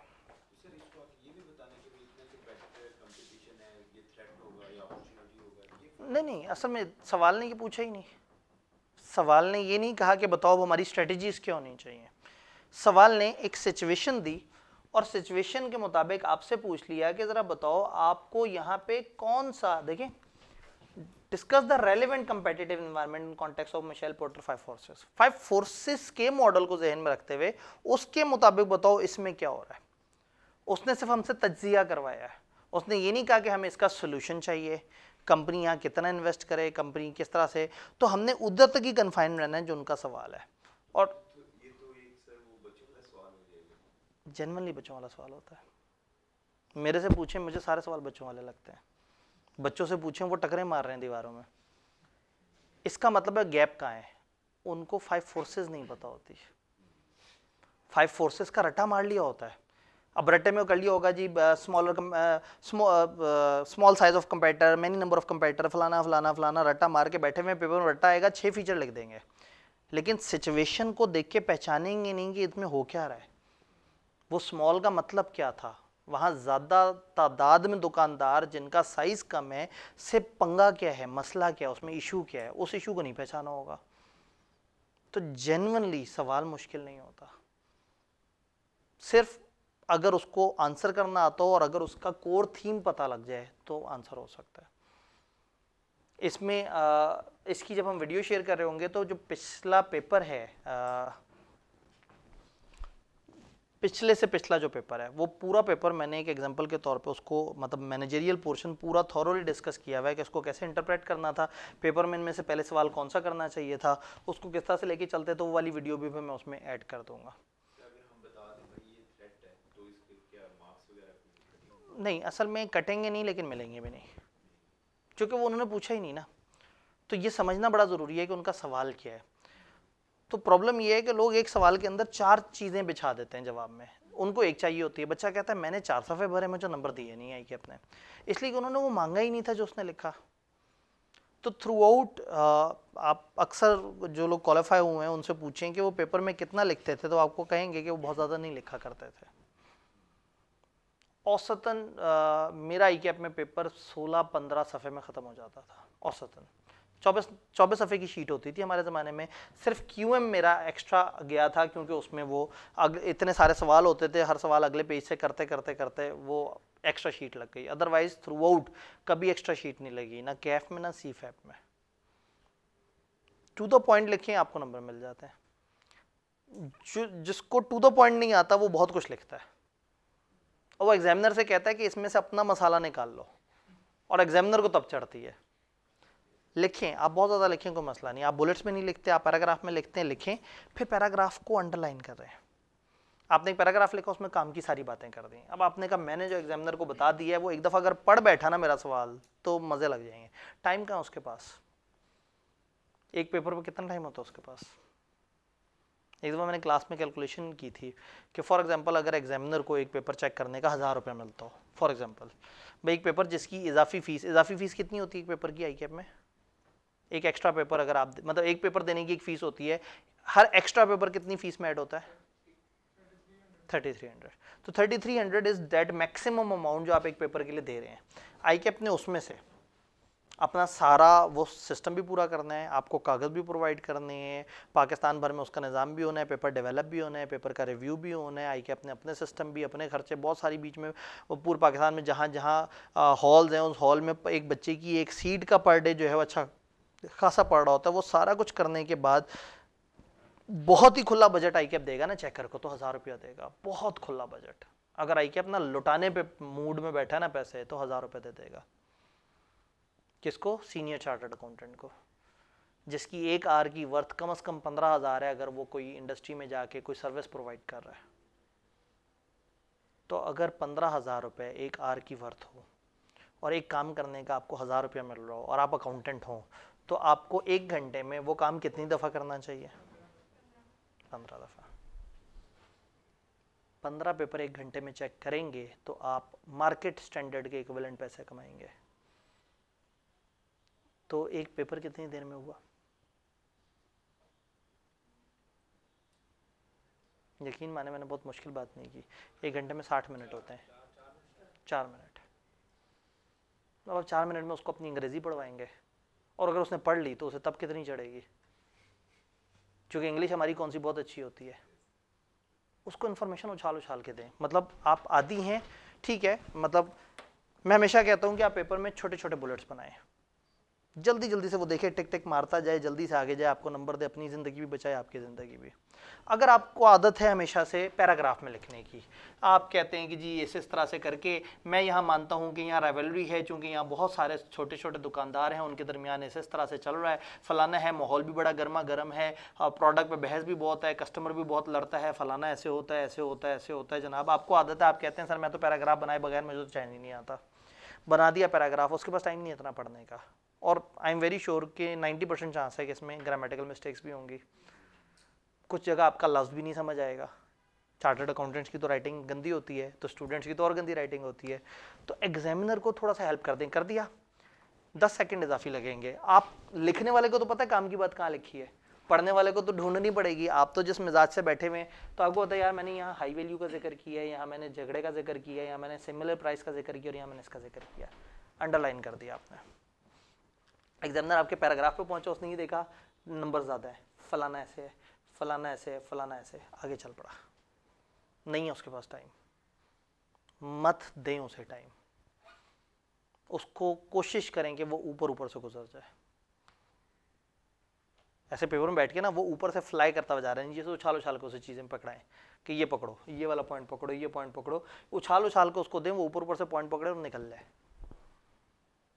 क्योंकि अंदर उतर गया तो बस फिर आपके पेपर की खैर नहीं। और गुस्सा आ गया कि कैसे बच्चे आ रहे हैं आजकल, तो हो सकता है वो इधर से चलते चलते चलते इस लाइन तक पहुंचे और बीच में थोड़ा सा परेशान हो गया, यार क्या बकवास कर रहा है बच्चा, किसी ने पूछना नहीं है ये कांटा क्यों लगाया। इसका अगर इतना थोड़ा सा बजट है आईकैप का, तो क्या इसी पेपर को दोबारा किसी और से चेक करवाते होंगे कि पिछले बंदे ने सही चेक किया है या नहीं। रीचेकिंग में सिर्फ टोटल चेक होता है। तो ये जहन में समझना होगा, थोड़ा सा ना समझें कि पेपर कैसे चेक हो रहा है, तो फिर उनकी मदद करें।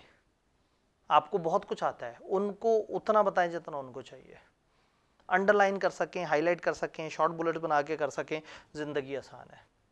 कुछ लोग बहुत अच्छी तैयारी के साथ नहीं होते, लेकिन उनको पेपर प्रेजेंट करना आता है।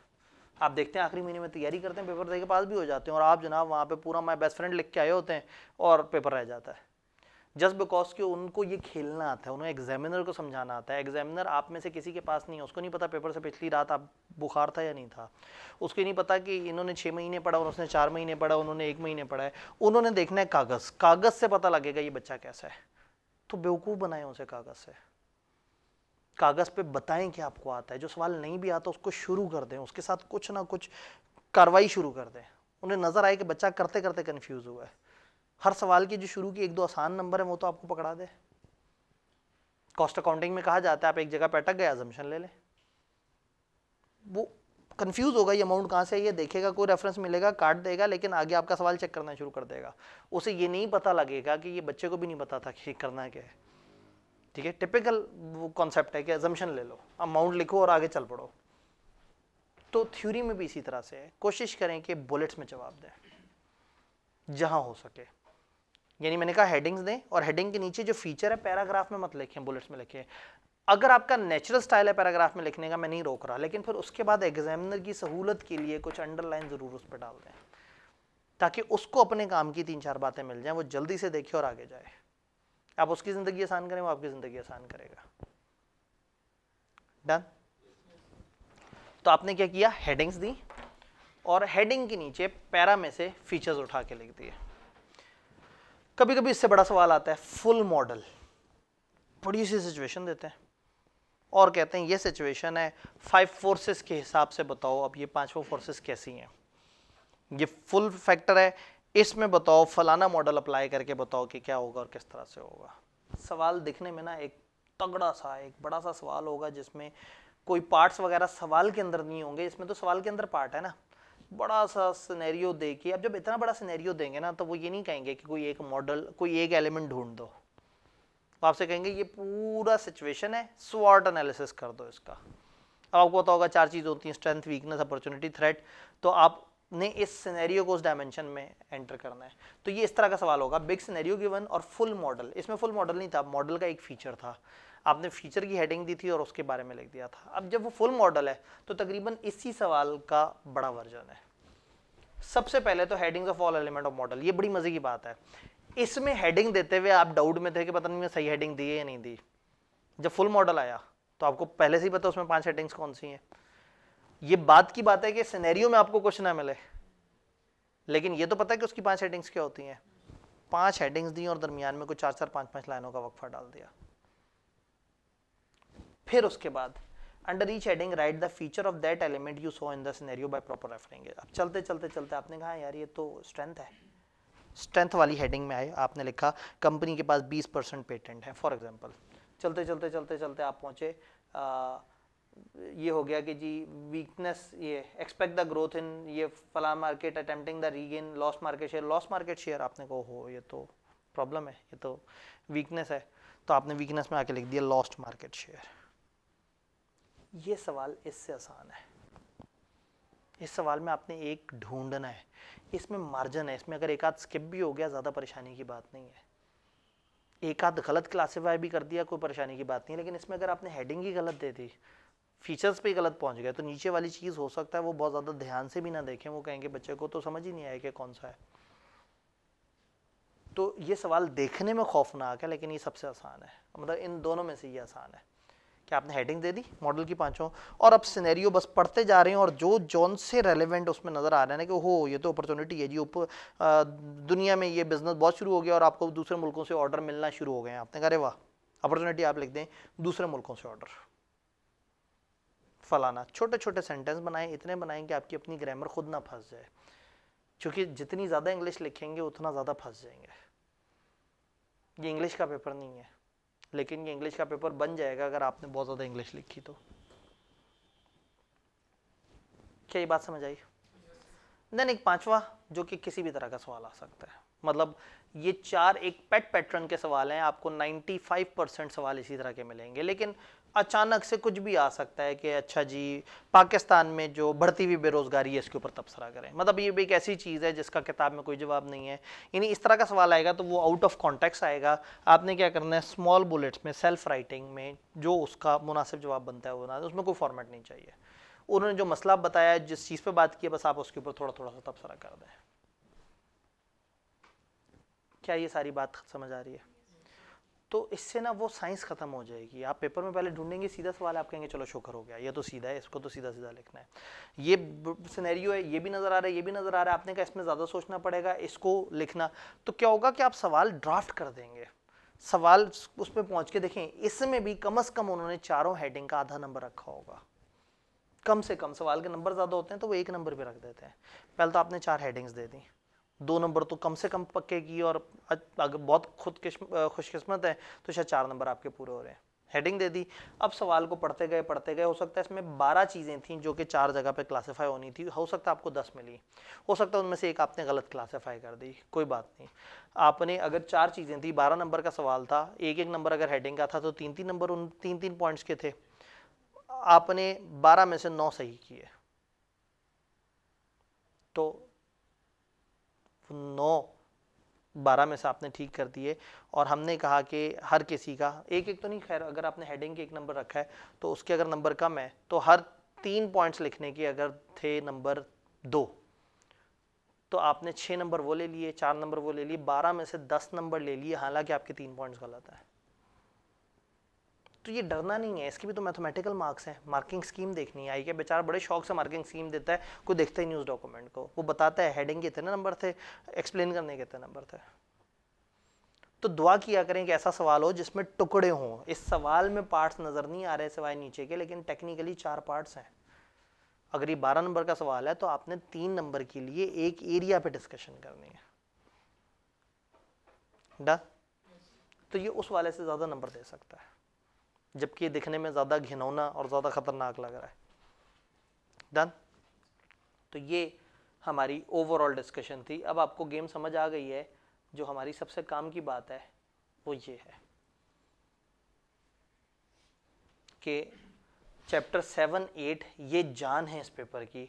7 इंटरेस्टिंग है, 8 थोड़ा सा बोरिंग सा है। 9 में आपको आधी पुरानी बातें एथिक्स की मिलेंगी, 2 नए मॉडल भी मिलेंगे।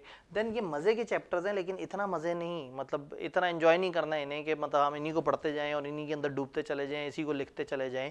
हो सके तो चैप्टर 7 हाथ से लिख लें, नोट सामने रख के एज इट इज़ लिख लें। ये बहुत इंपॉर्टेंट चैप्टर है, मतलब इस पूरे पेपर का सबसे पूरे एमएफए का, इंक्लूडिंग एमएफए वो फाइनेंस इंक्लूडिंग कॉस्ट, सबसे इंपॉर्टेंट चैप्टर आपकी किताब में चैप्टर 7 है।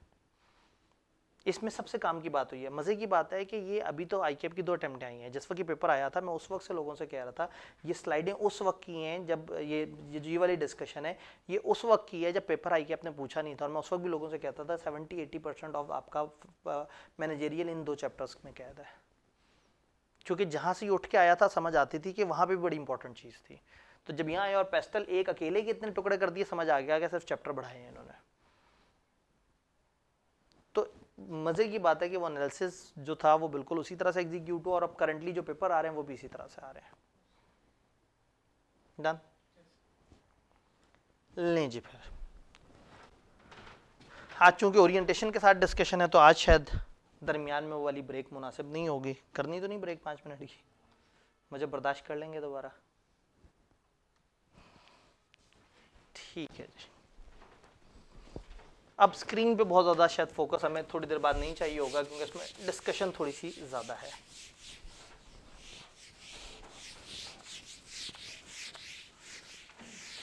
वाजिब हमारा डस्टर चल रहा है इस वक्त ना। मैं कैंपस को साथ साथ देख रहा हूँ कि कहाँ किस चीज़ की ज़रूरत है, क्योंकि हम लोगों ने मार्च एंड के लिए इसको तैयार करना है।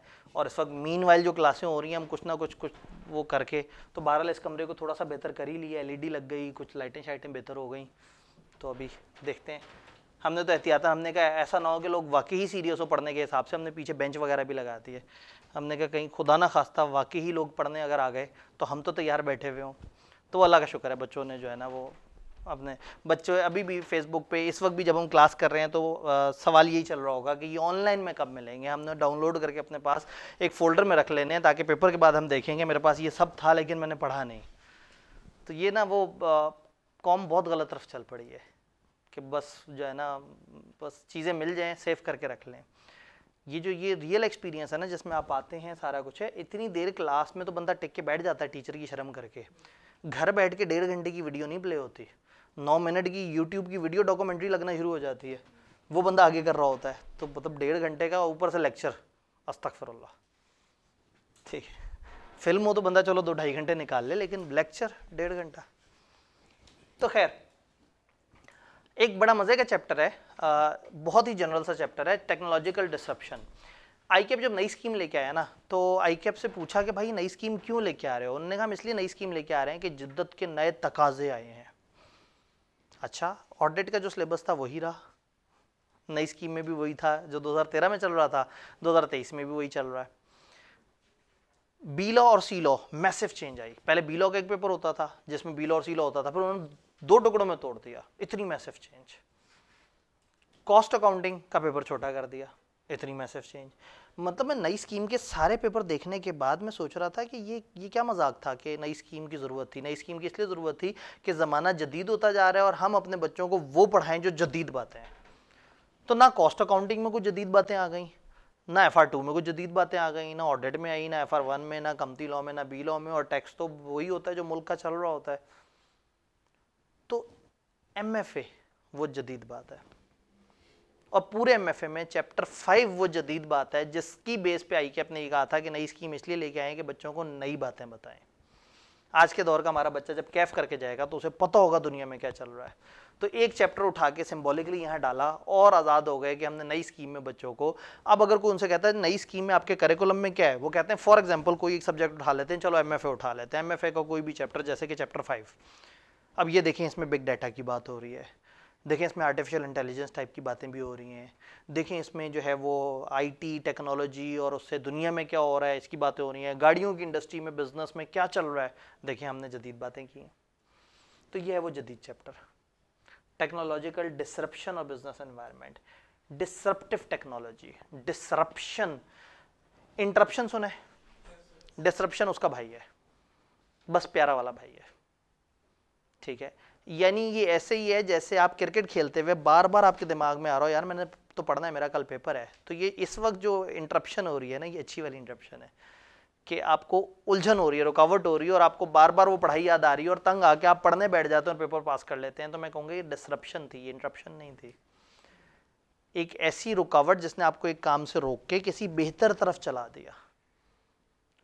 तो इस वक्त we are talking about disruption, यानी कि चैप्टर बात करता है डिसरप्टिव टेक्नोलॉजी क्या है, टेक्नोलॉजी ने बिजनेसेस के साथ क्या किया है, ये चैप्टर उसको डील करता है। ये बताता है कि आज के दौर के बिजनेसेस टेक्नोलॉजी आने के बाद कितने चेंज हुए, उन्होंने अपनी डायमेंशंस कितनी बदल ली और वो अब किस तरफ जाना शुरू हो गए हैं। बात समझ रहे? आज का बिजनेस डिसरप्शन के बाद किस तरफ जाना शुरू हो गया है। तो हम ये कहते हैं कि जो टेक्नोलॉजी को जल्दी अडॉप्ट कर लेते हैं वो इनोवेटर्स हैं। टेक्नोलॉजी चीज़ों को अल्टर करती है, टेक्नोलॉजी की वजह से बहुत ज़्यादा रिस्क वगैरह वाली बातें होती हैं। तो टेक्नोलॉजी को समझना बड़ा ज़रूरी है। जो टेक्नोलॉजी से भागेगा वो तबाह हो जाएगा। मतलब अगर कोई पूछे कि जी क्या डिसरप्शन है, तो मैं कहूँगा कि मैं अगर एक क्लास में खड़ा हूँ और मैं एलईडी के ऊपर पढ़ा रहा हूँ तो ये भी तो एक डिसरप्शन है। टेक्नोलॉजी को हमने यूज़ किया है।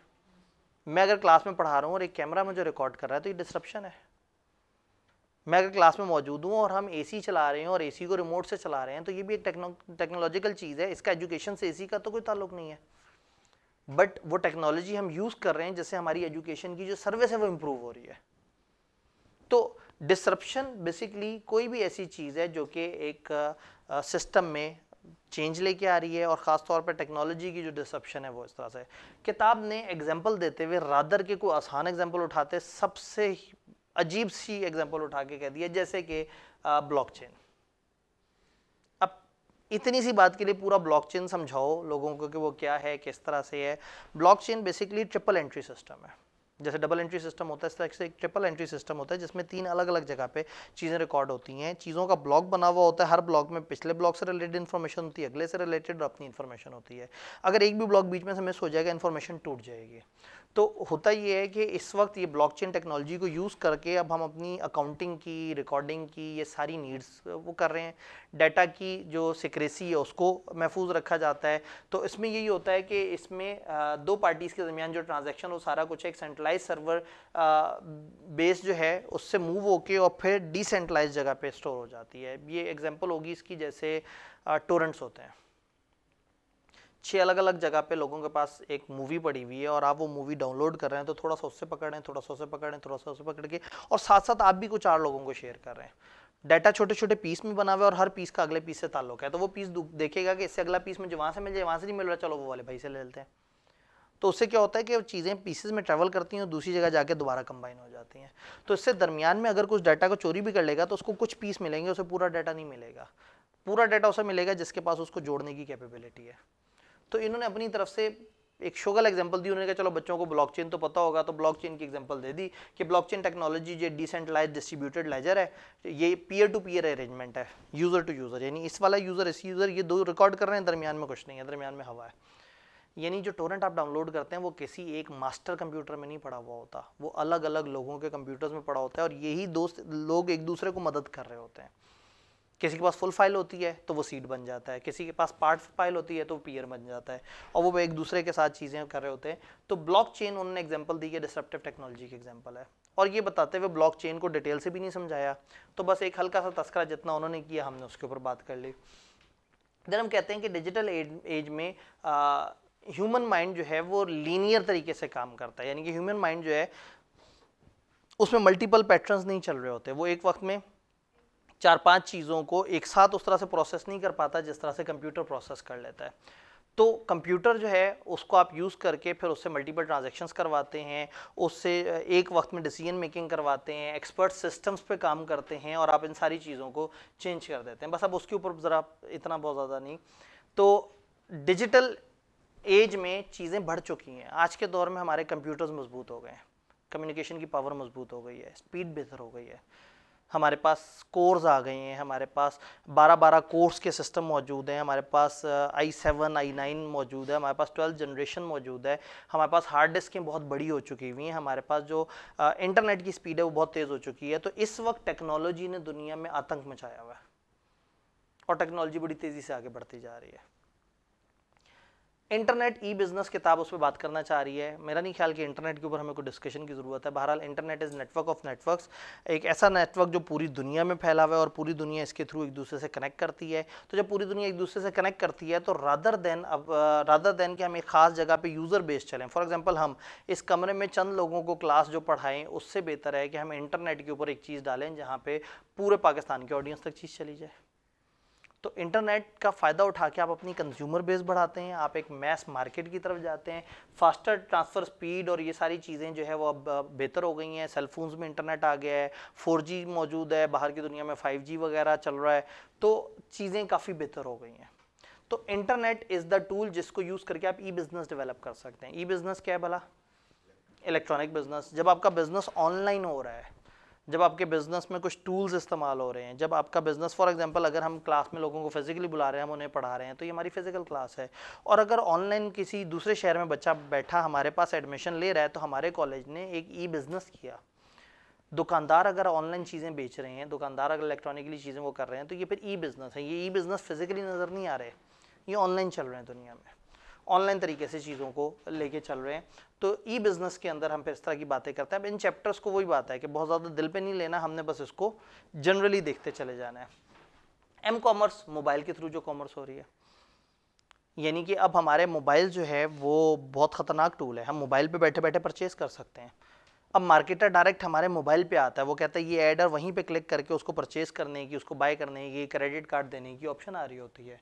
तो ऐसी कॉमर्स, ऐसी ट्रेड जो मोबाइल्स के थ्रू हो रही है, जिसके अंदर आपके मोबाइल के अंदर चीज़ें मौजूद हैं, आपके मोबाइल के अंदर आपके कार्ड हैं, आपके वॉलेट हैं, आपका जैस कैश का बैलेंस पड़ा हुआ है और आप मोबाइल के थ्रू ही अपनी ट्रांजैक्शन कर रहे हैं। तो अब ई बिज़नेस एक नया मॉड लेके आ गया, जिसमें हम एम कॉमर्स की तरफ आ गए कि मोबाइल्स इस वक्त चलती फिरती दुकानें हैं। एक दुकानदार का भी मोबाइल में सारा कुछ चल रहा होगा और एक बायर का भी सब कुछ मोबाइल में चल रहा होगा। फिर सोशल नेटवर्किंग, मार्केटिंग की नई दुनिया है।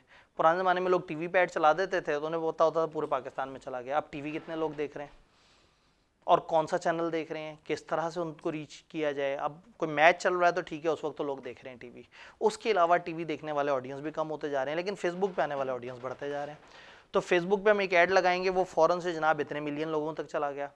और टीवी पे एक चीज़ चलाएंगे तो पता नहीं कितने लोगों ने देखा नहीं देखा, और देखने के बाद रिएक्ट कैसे करें। इंटरनेट पे हम रिएक्ट भी करवा सकते हैं। तो सोशल मीडिया आने के बाद से बिजनेस की डायमेंशंस ही बदल गई। फिजिकल बिजनेसेस ने अपने आप सोशल मीडिया पे ऐड देना शुरू कर दिया। तो सोशल मीडिया पे एक बिजनेस को देख कर आपको लगता है तो बड़ा कामयाब बिजनेस है, पता लगता है पीछे एक दुकान होती है, बाकी सब फेसबुक पे होता है। और कई दफ़ा एक बहुत बड़ा बिजनेस जिसकी फेसबुक की दुकान हल्की होती है, वो हमें समझ नहीं आता, हम कहते हैं तो छोटा सा बिजनेस है, इसके तो रिव्यूज़ ही नहीं है, उस पर 6-7 जेन्युइन रिव्यू लोगों ने दिए होंगे, और जो सोशल मीडिया पे आया होगा इसने 250 फेक रिव्यूज़ डलवा लिए होंगे। तो आप कहेंगे अरे वाह ये बड़ा ज़बरदस्त वो है बिज़नेस, इसके इतने अच्छे रिव्यूज़ आ रहे हैं। तो सोशल नेटवर्किंग ने गेम बिल्कुल चेंज कर दी है। आज का बिज़नेस अगर अपनी इलेक्ट्रॉनिक प्रेजेंस नहीं रखता तो ख़त्म हो जाता है, वो फिर किसी भी तरह से सर्वाइव नहीं कर पाता। ब्लॉग और व्लॉग, इन्होंने कहा जी आजकल ब्लॉग और व्लॉग का कॉन्सेप्ट, पहले ब्लॉग ज़्यादा होता था, व्लॉग क्या होता था, एक आर्टिकल कि लोग इंटरनेट पे आर्टिकल लिखते थे, आर्टिकल लिखते हुए किसी चीज़ को रिकमेंड करते थे कि जी कालाम से नारायण जाते हुए रास्ते में इन जगह पे आप रुकेंगे तो इस तरह से करके, और फलाना होटल का तो क्या ज़बरदस्त जो है वो कुल्फ़ा फालूदा है, वो तो बड़ा ज़बरदस्त तरीके से। अब आप ब्लॉग लिख लें, आप एक आर्टिकल लिखें, लेकिन बीच में साइलेंट मार्केटिंग कर रहे होते थे। तो एक टाइम था कि लोगों ने आर्टिकल्स के अखबार पढ़ने छोड़ दिए थे, इंटरनेट पे आके ब्लॉग पढ़ते थे जिसमें लोगों ने राइटिंग की होती थी। अब वो ब्लॉग भी चेंज हो गए, वीलॉग हो गए, वीडियो लॉग हो गए। अब लोग वीडियो बनाते हैं और वीडियो नेट पे डालते हैं, वीडियो वायरल होती है, वीडियो के व्यूज़ बढ़ते हैं, वीडियो में किसी की ब्रांडिंग की भी होती है, तो आप वीडियो के व्यूज़ से भी कमा रहे होते हैं, आप जिसकी ब्रांडिंग की होती है उससे भी कमा रहे होते हैं। ताइयब की किताब को व्लॉग इतने बुरे लगे कि इन्होंने बेचारों ने तंग आके लिखा कि all that needed is access to digital camera and high speed internet access. उन्होंने कहा व्लॉग बनाने के लिए अकल, शऊर, फहमो फरासत जैसी चीज़ें आपको नहीं चाहिए। ऑल यू नीड, अब कंटेंट भी अच्छा होना नहीं चाहिए, ऑल यू नीड आपके पास एक डिजिटल कैमरा हो और एक अच्छा इंटरनेट हो। मतलब वो ना तब नज़र आ रहा है, इस जुमले में ना दर्द नज़र आ रहा है कि उन्होंने कहा भाई व्लॉग बनाने के लिए आपको कुछ नहीं चाहिए, कैमरा चाहिए और इंटरनेट चाहिए, बाकी आप जो आतंक मचा दें, जो गंद कर दें, वो आपकी मर्ज़ी। तो खैर किताब हमें बेसिक बातें बता रही है। अब डिसरप्शन का मेजर इंडस्ट्रीज़ के ऊपर क्या इम्पैक्ट पड़ा, किताब ने कुछ खौफनाक एग्जांपल्स बताई। इन्होंने कहा कि भाई गूगल ने येलो पेजेस का बिजनेस जो $60 बिलियन का बिजनेस होता था बेचारे को $1 बिलियन से नीचे पहुंचा दिया। येलो पेजेस जिसमें दुनिया भर के बिजनेस कॉन्टैक्ट्स, एड्रेस, ईमेल, वो सारा वो होता था। हर बिजनेस जो है वो अपने मुल्क की येलो पेजेस की किताब खरीद के लेके आता था और उसके अंदर फॉर एग्जांपल मुझे पाकिस्तान में नया बिजनेस करना, मैं येलो पेजेस लेके आऊँगा तो जो भी केमिकल से रिलेटेड बिजनेस हैं, जो भी फर्नीचर से रिलेटेड बिजनेस, उन सबका डाटा सारा, अब ये कोई भी नहीं करता। लोग गूगल पे जाके सर्च करते हैं, गूगल पे गूगल बिजनेस रजिस्टर हुए हुए होते हैं। तो गूगल ने येलो पेजेस को उड़ा के रख दिया अपने इंटरनेट, अपनी डिसरप्टिव टेक्नोलॉजी की वजह से। एयरबीएनबी $25 बिलियन से ऊपर की इंडस्ट्री है, इनका अपना कोई होटल नहीं है लेकिन पूरी दुनिया के लिए होटल की बुकिंग करते हैं। $25 बिलियन की ऐसी इंडस्ट्री जिसमें ये अपना होटल, मतलब जिन होटल्स को रेफर करते हैं उनका ये बिजनेस नहीं है, वो इतना नहीं कमाते हैं। जो रेफर कर रहा है, जो अपनी वेबसाइट से लोगों को लेके जा रहा है, booking.com बहुत फेमस पोर्टल है। ऊबर $50 बिलियन से ऊपर की गेम है और ऊबर की अपनी कोई गाड़ी नहीं है, टेक्नोलॉजी को यूज़ कर रहे हैं। ड्राइवर कोई और है, कस्टमर कोई और है, उनको टेक्नोलॉजिकली कनेक्ट किया तो बेसिकली आपने आईटी को यूज़ किया और बिजनेस को एक नई डायमेंशन दे दी। तो उन्होंने कहा भाई बिजनेसेस अगर नहीं देखेंगे ना, ये तो चंद एग्जांपल है, हेल्थ केयर, एजुकेशन, फलाना, पता नहीं कहाँ कहाँ टेक्नोलॉजी क्या कर रही है दुनिया के साथ। जी, वर्चुअल ऑर्गेनाइजेशन भी एक ऐसी एग्जांपल है जो टेक्नोलॉजी को यूज़ कर रही है। वर्चुअल ऑर्गेनाइजेशन पुराने ज़माने में फ़ोन पे भी चल जाती थी, ईमेल्स पे भी चल जाती थी। अब वर्चुअल ऑर्गेनाइजेशन आज के दौर की टेक्नोलॉजी को यूज़ करती है और धड़ाधड़ बेहतर, मतलब बहुत सारे बिजनेस होते ही वर्चुअल ऑर्गेनाइजेशन है, अपना एक छोटा सा सेटअप बनाया हुआ है और जगह जगह एक्सेसिबल है। चैप्टर 4 में IT की डिस्कशन करते हुए हम वर्चुअल ऑर्गेनाइजेशन के ऊपर उस वक्त बात करेंगे, तो वहाँ पर भी इसमें बातें हैं। तो किताब ने यहाँ पे ना हमें चंद सेक्टर्स बताए और उन सेक्टर्स में बताया कि टेक्नोलॉजी ने क्या किया। अगेन हमने याद नहीं करने बैठ जाना, हमने बस समझ लेना है और एक दफ़ा पढ़ लेना है कि अगर वो कभी हमसे कोई सेक्टर पूछें तो हम खुद से अगर लिख सकें तो बहुत अच्छी बात है। तो इन 5 चैप्टर्स को, पहले 5 चैप्टर्स को समझने की नीयत से देखना है, सिर्फ चैप्टर 4 को रटने की नीयत से। चैप्टर 5 असूलन अभी नहीं आना चाहिए था, थोड़ा आगे आना चाहिए था जब हम उस माहौल में होते कि तेज़ी से पढ़ रहे हैं। आज चूंकि ओरिएंटेशन के बाद मार्जिन ज़रा कम था तो मैं नहीं चाह रहा था कि चैप्टर 7 शुरू हो और फिर वो दरमियान में हम रह जाएँ। तो चैप्टर 7 एक इंटरेस्टिंग चैप्टर भी है, लॉजिकल भी, इंपॉर्टेंट भी है, तो उसको एक पूरा टाइम मिल जाए। तो इसलिए अब इस चैप्टर पर डिस्कशन बैंकिंग वर्चुअल ऑर्गेनाइजेशन है 100%। बस आज की वर्चुअल ऑर्गेनाइजेशन को भी ना फिजिकल प्रेजेंस चाहिए होती है। मैं हमेशा से मानता था कि फिजिकल कैंपस नहीं चाहिए। मैं पिछले 2015-16 से मैं ऑनलाइन एजुकेशन के अंदर हूँ। अल्लाह का शुक्र, इस वक्त हमारा सबसे बड़ा पोर्टल, हम लोग एक सेशन में 6000 स्टूडेंट्स को ऑनलाइन पढ़ाते हैं। आई वॉज फोर्स्ड कि मुझे फिजिकल कॉलेज बनाना है। क्यों? इसलिए चाहिए कि बच्चा फिजिकल कॉलेज में आके कहता है मुझे ऑनलाइन क्लास में एडमिशन लेना है। हमने यहाँ पीआरसी की आते साथ ही रिवीजन क्लास कराई। हमने कहा कि अभी तो इस मार्केट में कोई जानता भी नहीं है और पीआरसी में हमारा इस तरह से नाम नहीं, हमने बाहर लेके लगा दिया पीआरसी की रिवीजन क्लास। रिपोर्टिंग की क्लास में 28 एडमिशन हुए, एक फिजिकल, 27 ऑनलाइन। तो some time you need a physical sense. Physical मतलब अब दराज को कुछ ना कुछ फिजिकल ऑफिस चाहिए, ऊबर को, करीम को कुछ ना कुछ ऐसे ऑफिस बहरहाल चाहिए जहाँ उनकी एक फिजिकल प्रेजेंस हो और लोग जाके वहाँ पे सर फोड़ सकें अपना। जी, रिलायबिलिटी का भी लोग डरते हैं कि एक चीज़ जिसकी फिजिकल एसेंस ना हो। तो मज़े की बात है कि हमने यहाँ आके, मतलब हमारा ये था कि हम आके फिजिकल में वो करें। तो फिजिकल में आने से ये पता लगा कि फिजिकल के अंदर लोगों को एक जगह मिल जाती है जहाँ आके वो ऑनलाइन के लिए फ़ीस जमा कराते हुए एक इदारे को देखते हैं, हाँ भाई इनको फ़ीस जमा हो रही है, सिक्योरिटी फील होती है। सिक्योरिटी अब तो ऑनलाइन में भी, अब 6000 अगर बच्चे पढ़ रहे हैं तो इसका मतलब है, बट कहने का मतलब है कि आई वॉज थिंकिंग कि फिजिकल एक डायमेंशन है जिसमें काम किया जाए। तो पता ये लगा है कि फिजिकल में कॉलेज को बड़ा कमरा सिर्फ पहले दिन के लिए चाहिए, जिस दिन बच्चे पूरे नहीं आते, मतलब जिस दिन बच्चे कमरे में पूरे नहीं आते, उसके बाद कभी बच्चे उतने आते ही नहीं। अभी स्कैन शेरशाह में हम 250 वाले कमरे में पढ़ाते हैं, तो 250 वाला कमरा सिर्फ पहले 2 दिन मसला करता है, उसके बाद कभी मसला नहीं करता। उधर एक दूसरा कमरा, उसकी तकरीबन 155-60 की कैपेसिटी है, पहले 1-2 दिन बच्चे खड़े नज़र आते हैं, उसके बाद तो एक पिछली दफ़ा बिजनेस लॉ मेरा वहाँ पे हुआ, ऊपर उस रूम में 250 की फिजिकल स्ट्रेंथ थी, नीचे कमरा था जिसमें लाइव स्ट्रीमिंग के लिए 100 कुर्सियाँ रखी हुई थी, उसी कमरे की लाइव स्ट्रीमिंग। तो एडमिशन जो है वो 350 था फिजिकल में, बाकी ऑनलाइन में जा रहा था। तो पहले 1-2 दिन मसला हुआ, छठे दिन से ऑनवर्ड या सेकेंड वीक से ऑनवर्ड क्लास के बच्चे प्लस नीचे की जो स्ट्रीमिंग वाले बच्चे जो बैठे हुए थे उनको भी हमने ऊपर कमरे में बुला लिया। कि हमें दो जगह क्यों चलें अगर ऊपर कमरे में जगह है। मजे की बात है सेशन एंड तक हमें कभी उस कमरे में 250 कुर्सियों के साथ 350 बच्चों को हमने जिस जगह बिठाया हमें कभी कमी नहीं महसूस हुई। बच्चे एक हफ्ते के बाद ही गायब होना शुरू हो गए। सेशन के एंड पे 40-50 बच्चे रह जाते हैं। अभी मैंने एंड पे रिवीजन क्लासेस कराई हैं तो बिल्कुल थोड़े थोड़े से बच्चे जो है वो आके उस वक्त इंटरेस्टेड होते हैं, क्योंकि अल्टीमेटली बच्चा रिलैक्स हो जाता है तो ऑनलाइन उसको तो फिजिकल कॉलेज की एक यही नीड है कि बस आपको नजर आए कि कैंपस है और अंदर कुर्सियां रखी हुई हैं, अंदर जो है वो बड़ा कुछ हो सकता है। अगर बच्चे आ गए तो बड़ा कुछ हो सकता है यहाँ। तो अब कॉलेजेस इस तरह से बन गए हैं कि वो सिर्फ एक फिजिकल डिस्प्ले है। हर कॉलेज के पास अपने फिजिकल कॉलेज से ज़्यादा ऑनलाइन एडमिशन है। तो हम ऑनलाइन की दुनिया में थे, सारे हमारी दुनिया में आ रहे थे, फिर हमने कहा हम इनकी दुनिया में आ जाते हैं। ठीक है, खैर ये इत्तफाकन अचानक से एक कॉलेज जो है वो चलता चलाता हमें मिल गया तो हमने भी फिर आसरा नहीं किया। जी सर, टेक्नोलॉजी के साथ साथ ये हो सकता है कि फिजिकल एग्जिस्टेंस बिल्कुल खत्म हो सकता है, काफ़ी हद तक फाइनल ख़त्म हो चुका हुआ है। फाइनल में कॉर्पोरेट लॉ में मेरे पास फिजिकल 5 बच्चे बैठे हुए होते हैं और ऑनलाइन 250 हैं। इतना फ़र्क है। मतलब corporate law is the subject जो कि मेरा कोर सब्जेक्ट माना जाता है, मतलब वो पूरे पाकिस्तान में एक फेमस सब्जेक्ट है। तो इतनी दुनिया पढ़ रही है लेकिन फिजिकल में 5 बच्चे बैठे होते हैं। तो आहिस्ता आहिस्ता ये होना है और मैं नहीं चाह रहा था कि मैं कॉलेज में एंटर हूँ, लेकिन बच्चों को फिजिकल कॉलेज में आना है और वो आके कहना है कि जी ऑनलाइन किस तरह से होगा। अब ये रिवीजन क्लास है, मतलब ये अगर हमने इसी वक्त फौरी तौर पे यूट्यूब पे इसको रिले कर रहे होते तो 150 लोग लाइव देख रहे होते, वहाँ पे डाल देते 1000 व्यू बन जाते। कमरे में आएंगे फिजिकल में असल दुनिया के वो लोग, वो उतने से ही होंगे।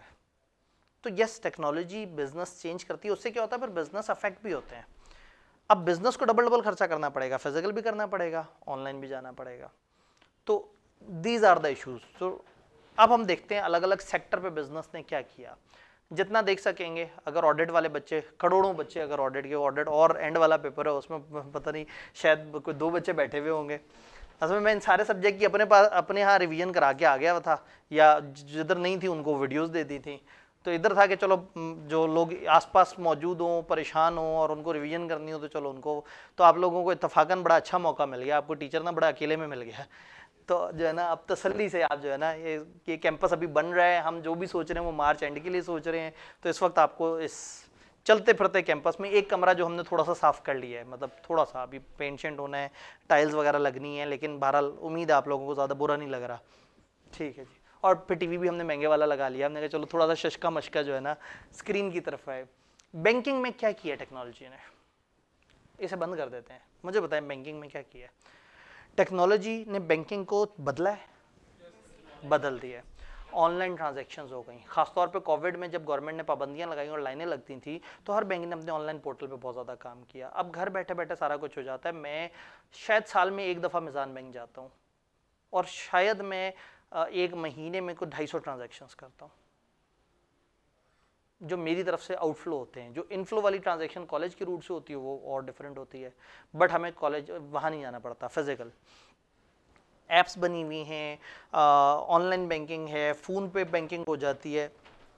तो बैंक्स ने क्या क्या फ़ायदा उठाया, इस टेक्नोलॉजी ने बैंकिंग सेक्टर को कहाँ से कहाँ पहुँचाया, क्या क्या किया है। अब जी जी बिल्कुल, ऐसा ना हो अभी ऑडिट वाले बच्चे घुसना शुरू हो जाए। चलें, जो पहला बच्चा आएगा उसे कहेंगे जी अभी क्लास शुरू नहीं हुई और बाकी बच्चों को वहीं रोक ले, वो जो एक आवाम का ठाठे मारता समंदर से। जी, तो बैंकिंग सेक्टर पे टेक्नोलॉजी ने क्या किया, चीज़ें अपग्रेड कर दी, ऐप्स पे डाल दिया। बैंक्स की एक दूसरे से ट्रांजैक्शन करना बड़ा आसान हो गया। पुराने ज़माने में बैंक का मतलब होता था एक कनाल की बिल्डिंग, फिर आहिस्ता आहिस्ता 10 मरले पे रह गया था। अब बैंक का मतलब है कि किसी भी बिजनेस हब के अंदर एक छोटा सा खोखा सा बना हुआ होता है आगे फ्रंट, और पीछे बस एक आध एडमिनिस्ट्रेटिव सेटअप होता है, बाकी सब ऑनलाइन पे चल रहा होता है। अब तो वर्चुअल बैंक्स आ गए, आपका मोबाइल आपका बैंक है, तो हर बच्चा इंटरनेट से कनेक्टेड है, हर कोई ऑनलाइन पेमेंट्स, कार्ड स्वाइप वगैरह ये करें आप। इवन अब आपको पैसों की भी ज़रूरत नहीं है, आप अपना कार्ड ले जाइए, जो एटीएम कार्ड है वही एटीएम कार्ड आपका पॉइंट ऑफ सेल डिवाइसेस पे भी चल जाएगा, उसी से आप बाइंग भी कर लेंगे, इंटरनेट पे भी बाइंग हो जाएगी और आप एक्चुअल में दुकानों पे भी स्वाइप कर सकते हैं। तो फिजिकल कैश भी ख़त्म होता चला गया, लोग एटीएम भी बड़ा कम जा रहे होते हैं सिवाय इसके कि उनको फिजिकल कैश की ज़रूरत हो। तो बैंकिंग सेक्टर बड़ा बदल गया। उन्होंने कहा जी पिछले 5 साल में तो ड्रास्टिक इंक्रीज हुआ ई पेमेंट्स वगैरह के अंदर। फिनटेक जो फाइनेंशियल टेक्नोलॉजी उसकी मदद से सेंडिंग रिसीविंग ये सारा कुछ बड़ा डिफरेंट हो गया है। तो बैंकिंग सेक्टर तो बहुत बदल गया टेक्नोलॉजी से। ऑटोमोबाइल और ट्रांसपोर्ट सेक्टर के अंदर क्या हुआ है? टेस्ला बेस्ट एग्जांपल है। इलेक्ट्रिक कार्स, स्मार्ट कार्स, खुद से सेंस करती है, खुद से बगैर ड्राइवर की गाड़ी जो चलाएगी, जीपीएस से कनेक्टेड, रूट वगैरह बताएगी, फिर राउटिंग में काफ़ी हेल्प हो गया, ट्रांसपोर्ट कंपनी में काफ़ी हेल्प हो गया। इवन ट्रांसपोर्ट, आप एक बस में अगर जा रहे हैं आपके फैमिली मेम्बर, तो आप उसको ट्रैक तक कर सकते हैं। टेस्ला ने तो गेम ही डिफरेंट कर दी ना। वेबसाइट पे जाओ, अपनी पसंद का डिज़ाइन बताओ, अपनी पसंद की चीज़ बताओ, वहीं से सारा कुछ होगा, डन होगा, पेमेंट होगी, और कुछ अर्से बाद आपको आपकी पसंद की बनाई हुई कस्टमाइज गाड़ी मिल जाएगी। मोबाइल्स को उसके साथ कनेक्ट कर दिया कि मतलब मैं बाहर निकलते हुए, अगर मेरे पास टेस्ला है, मैं बाहर निकलते हुए बस मेरे मोबाइल को मैं बताऊंगा मैं बाहर निकल रहा हूँ, तो पहले से वो गाड़ी पार्किंग से निकल के ऐसे सामने आके दरवाज़ा खोल के खड़ी हो जाएगी, अंदर एसी चलाया हुआ होगा, मैं अंदर बैठूंगा और मुझे ले जाएगी।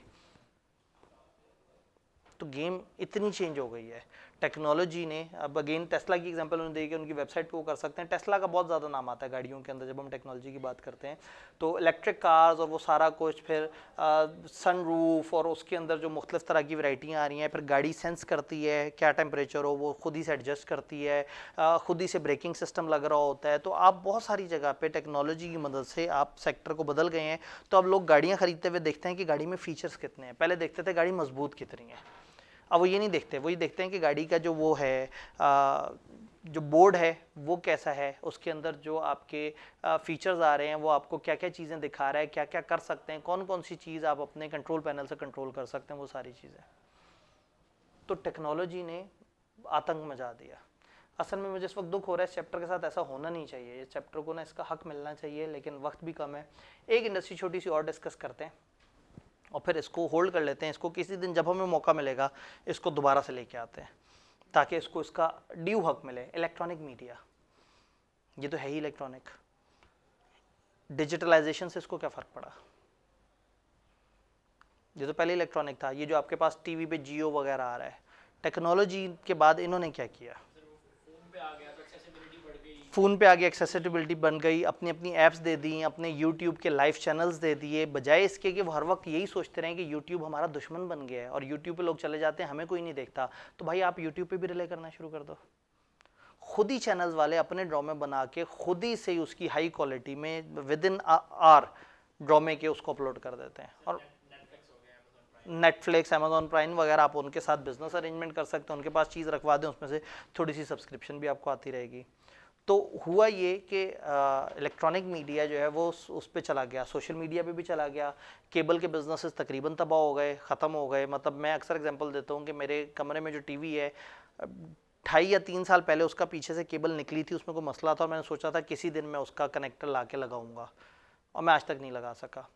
क्योंकि जितना टाइम होता है हम यूट्यूब लगाते हैं, उस पर सारी चीज़ें हैं, नेटफ्लिक्स पे सारी चीज़ें हैं, तो मतलब ज़रूरत ही नहीं फील हुई कि मेरे कमरे में जो टीवी है उस पर केबल नहीं लगी हुई 3 साल से।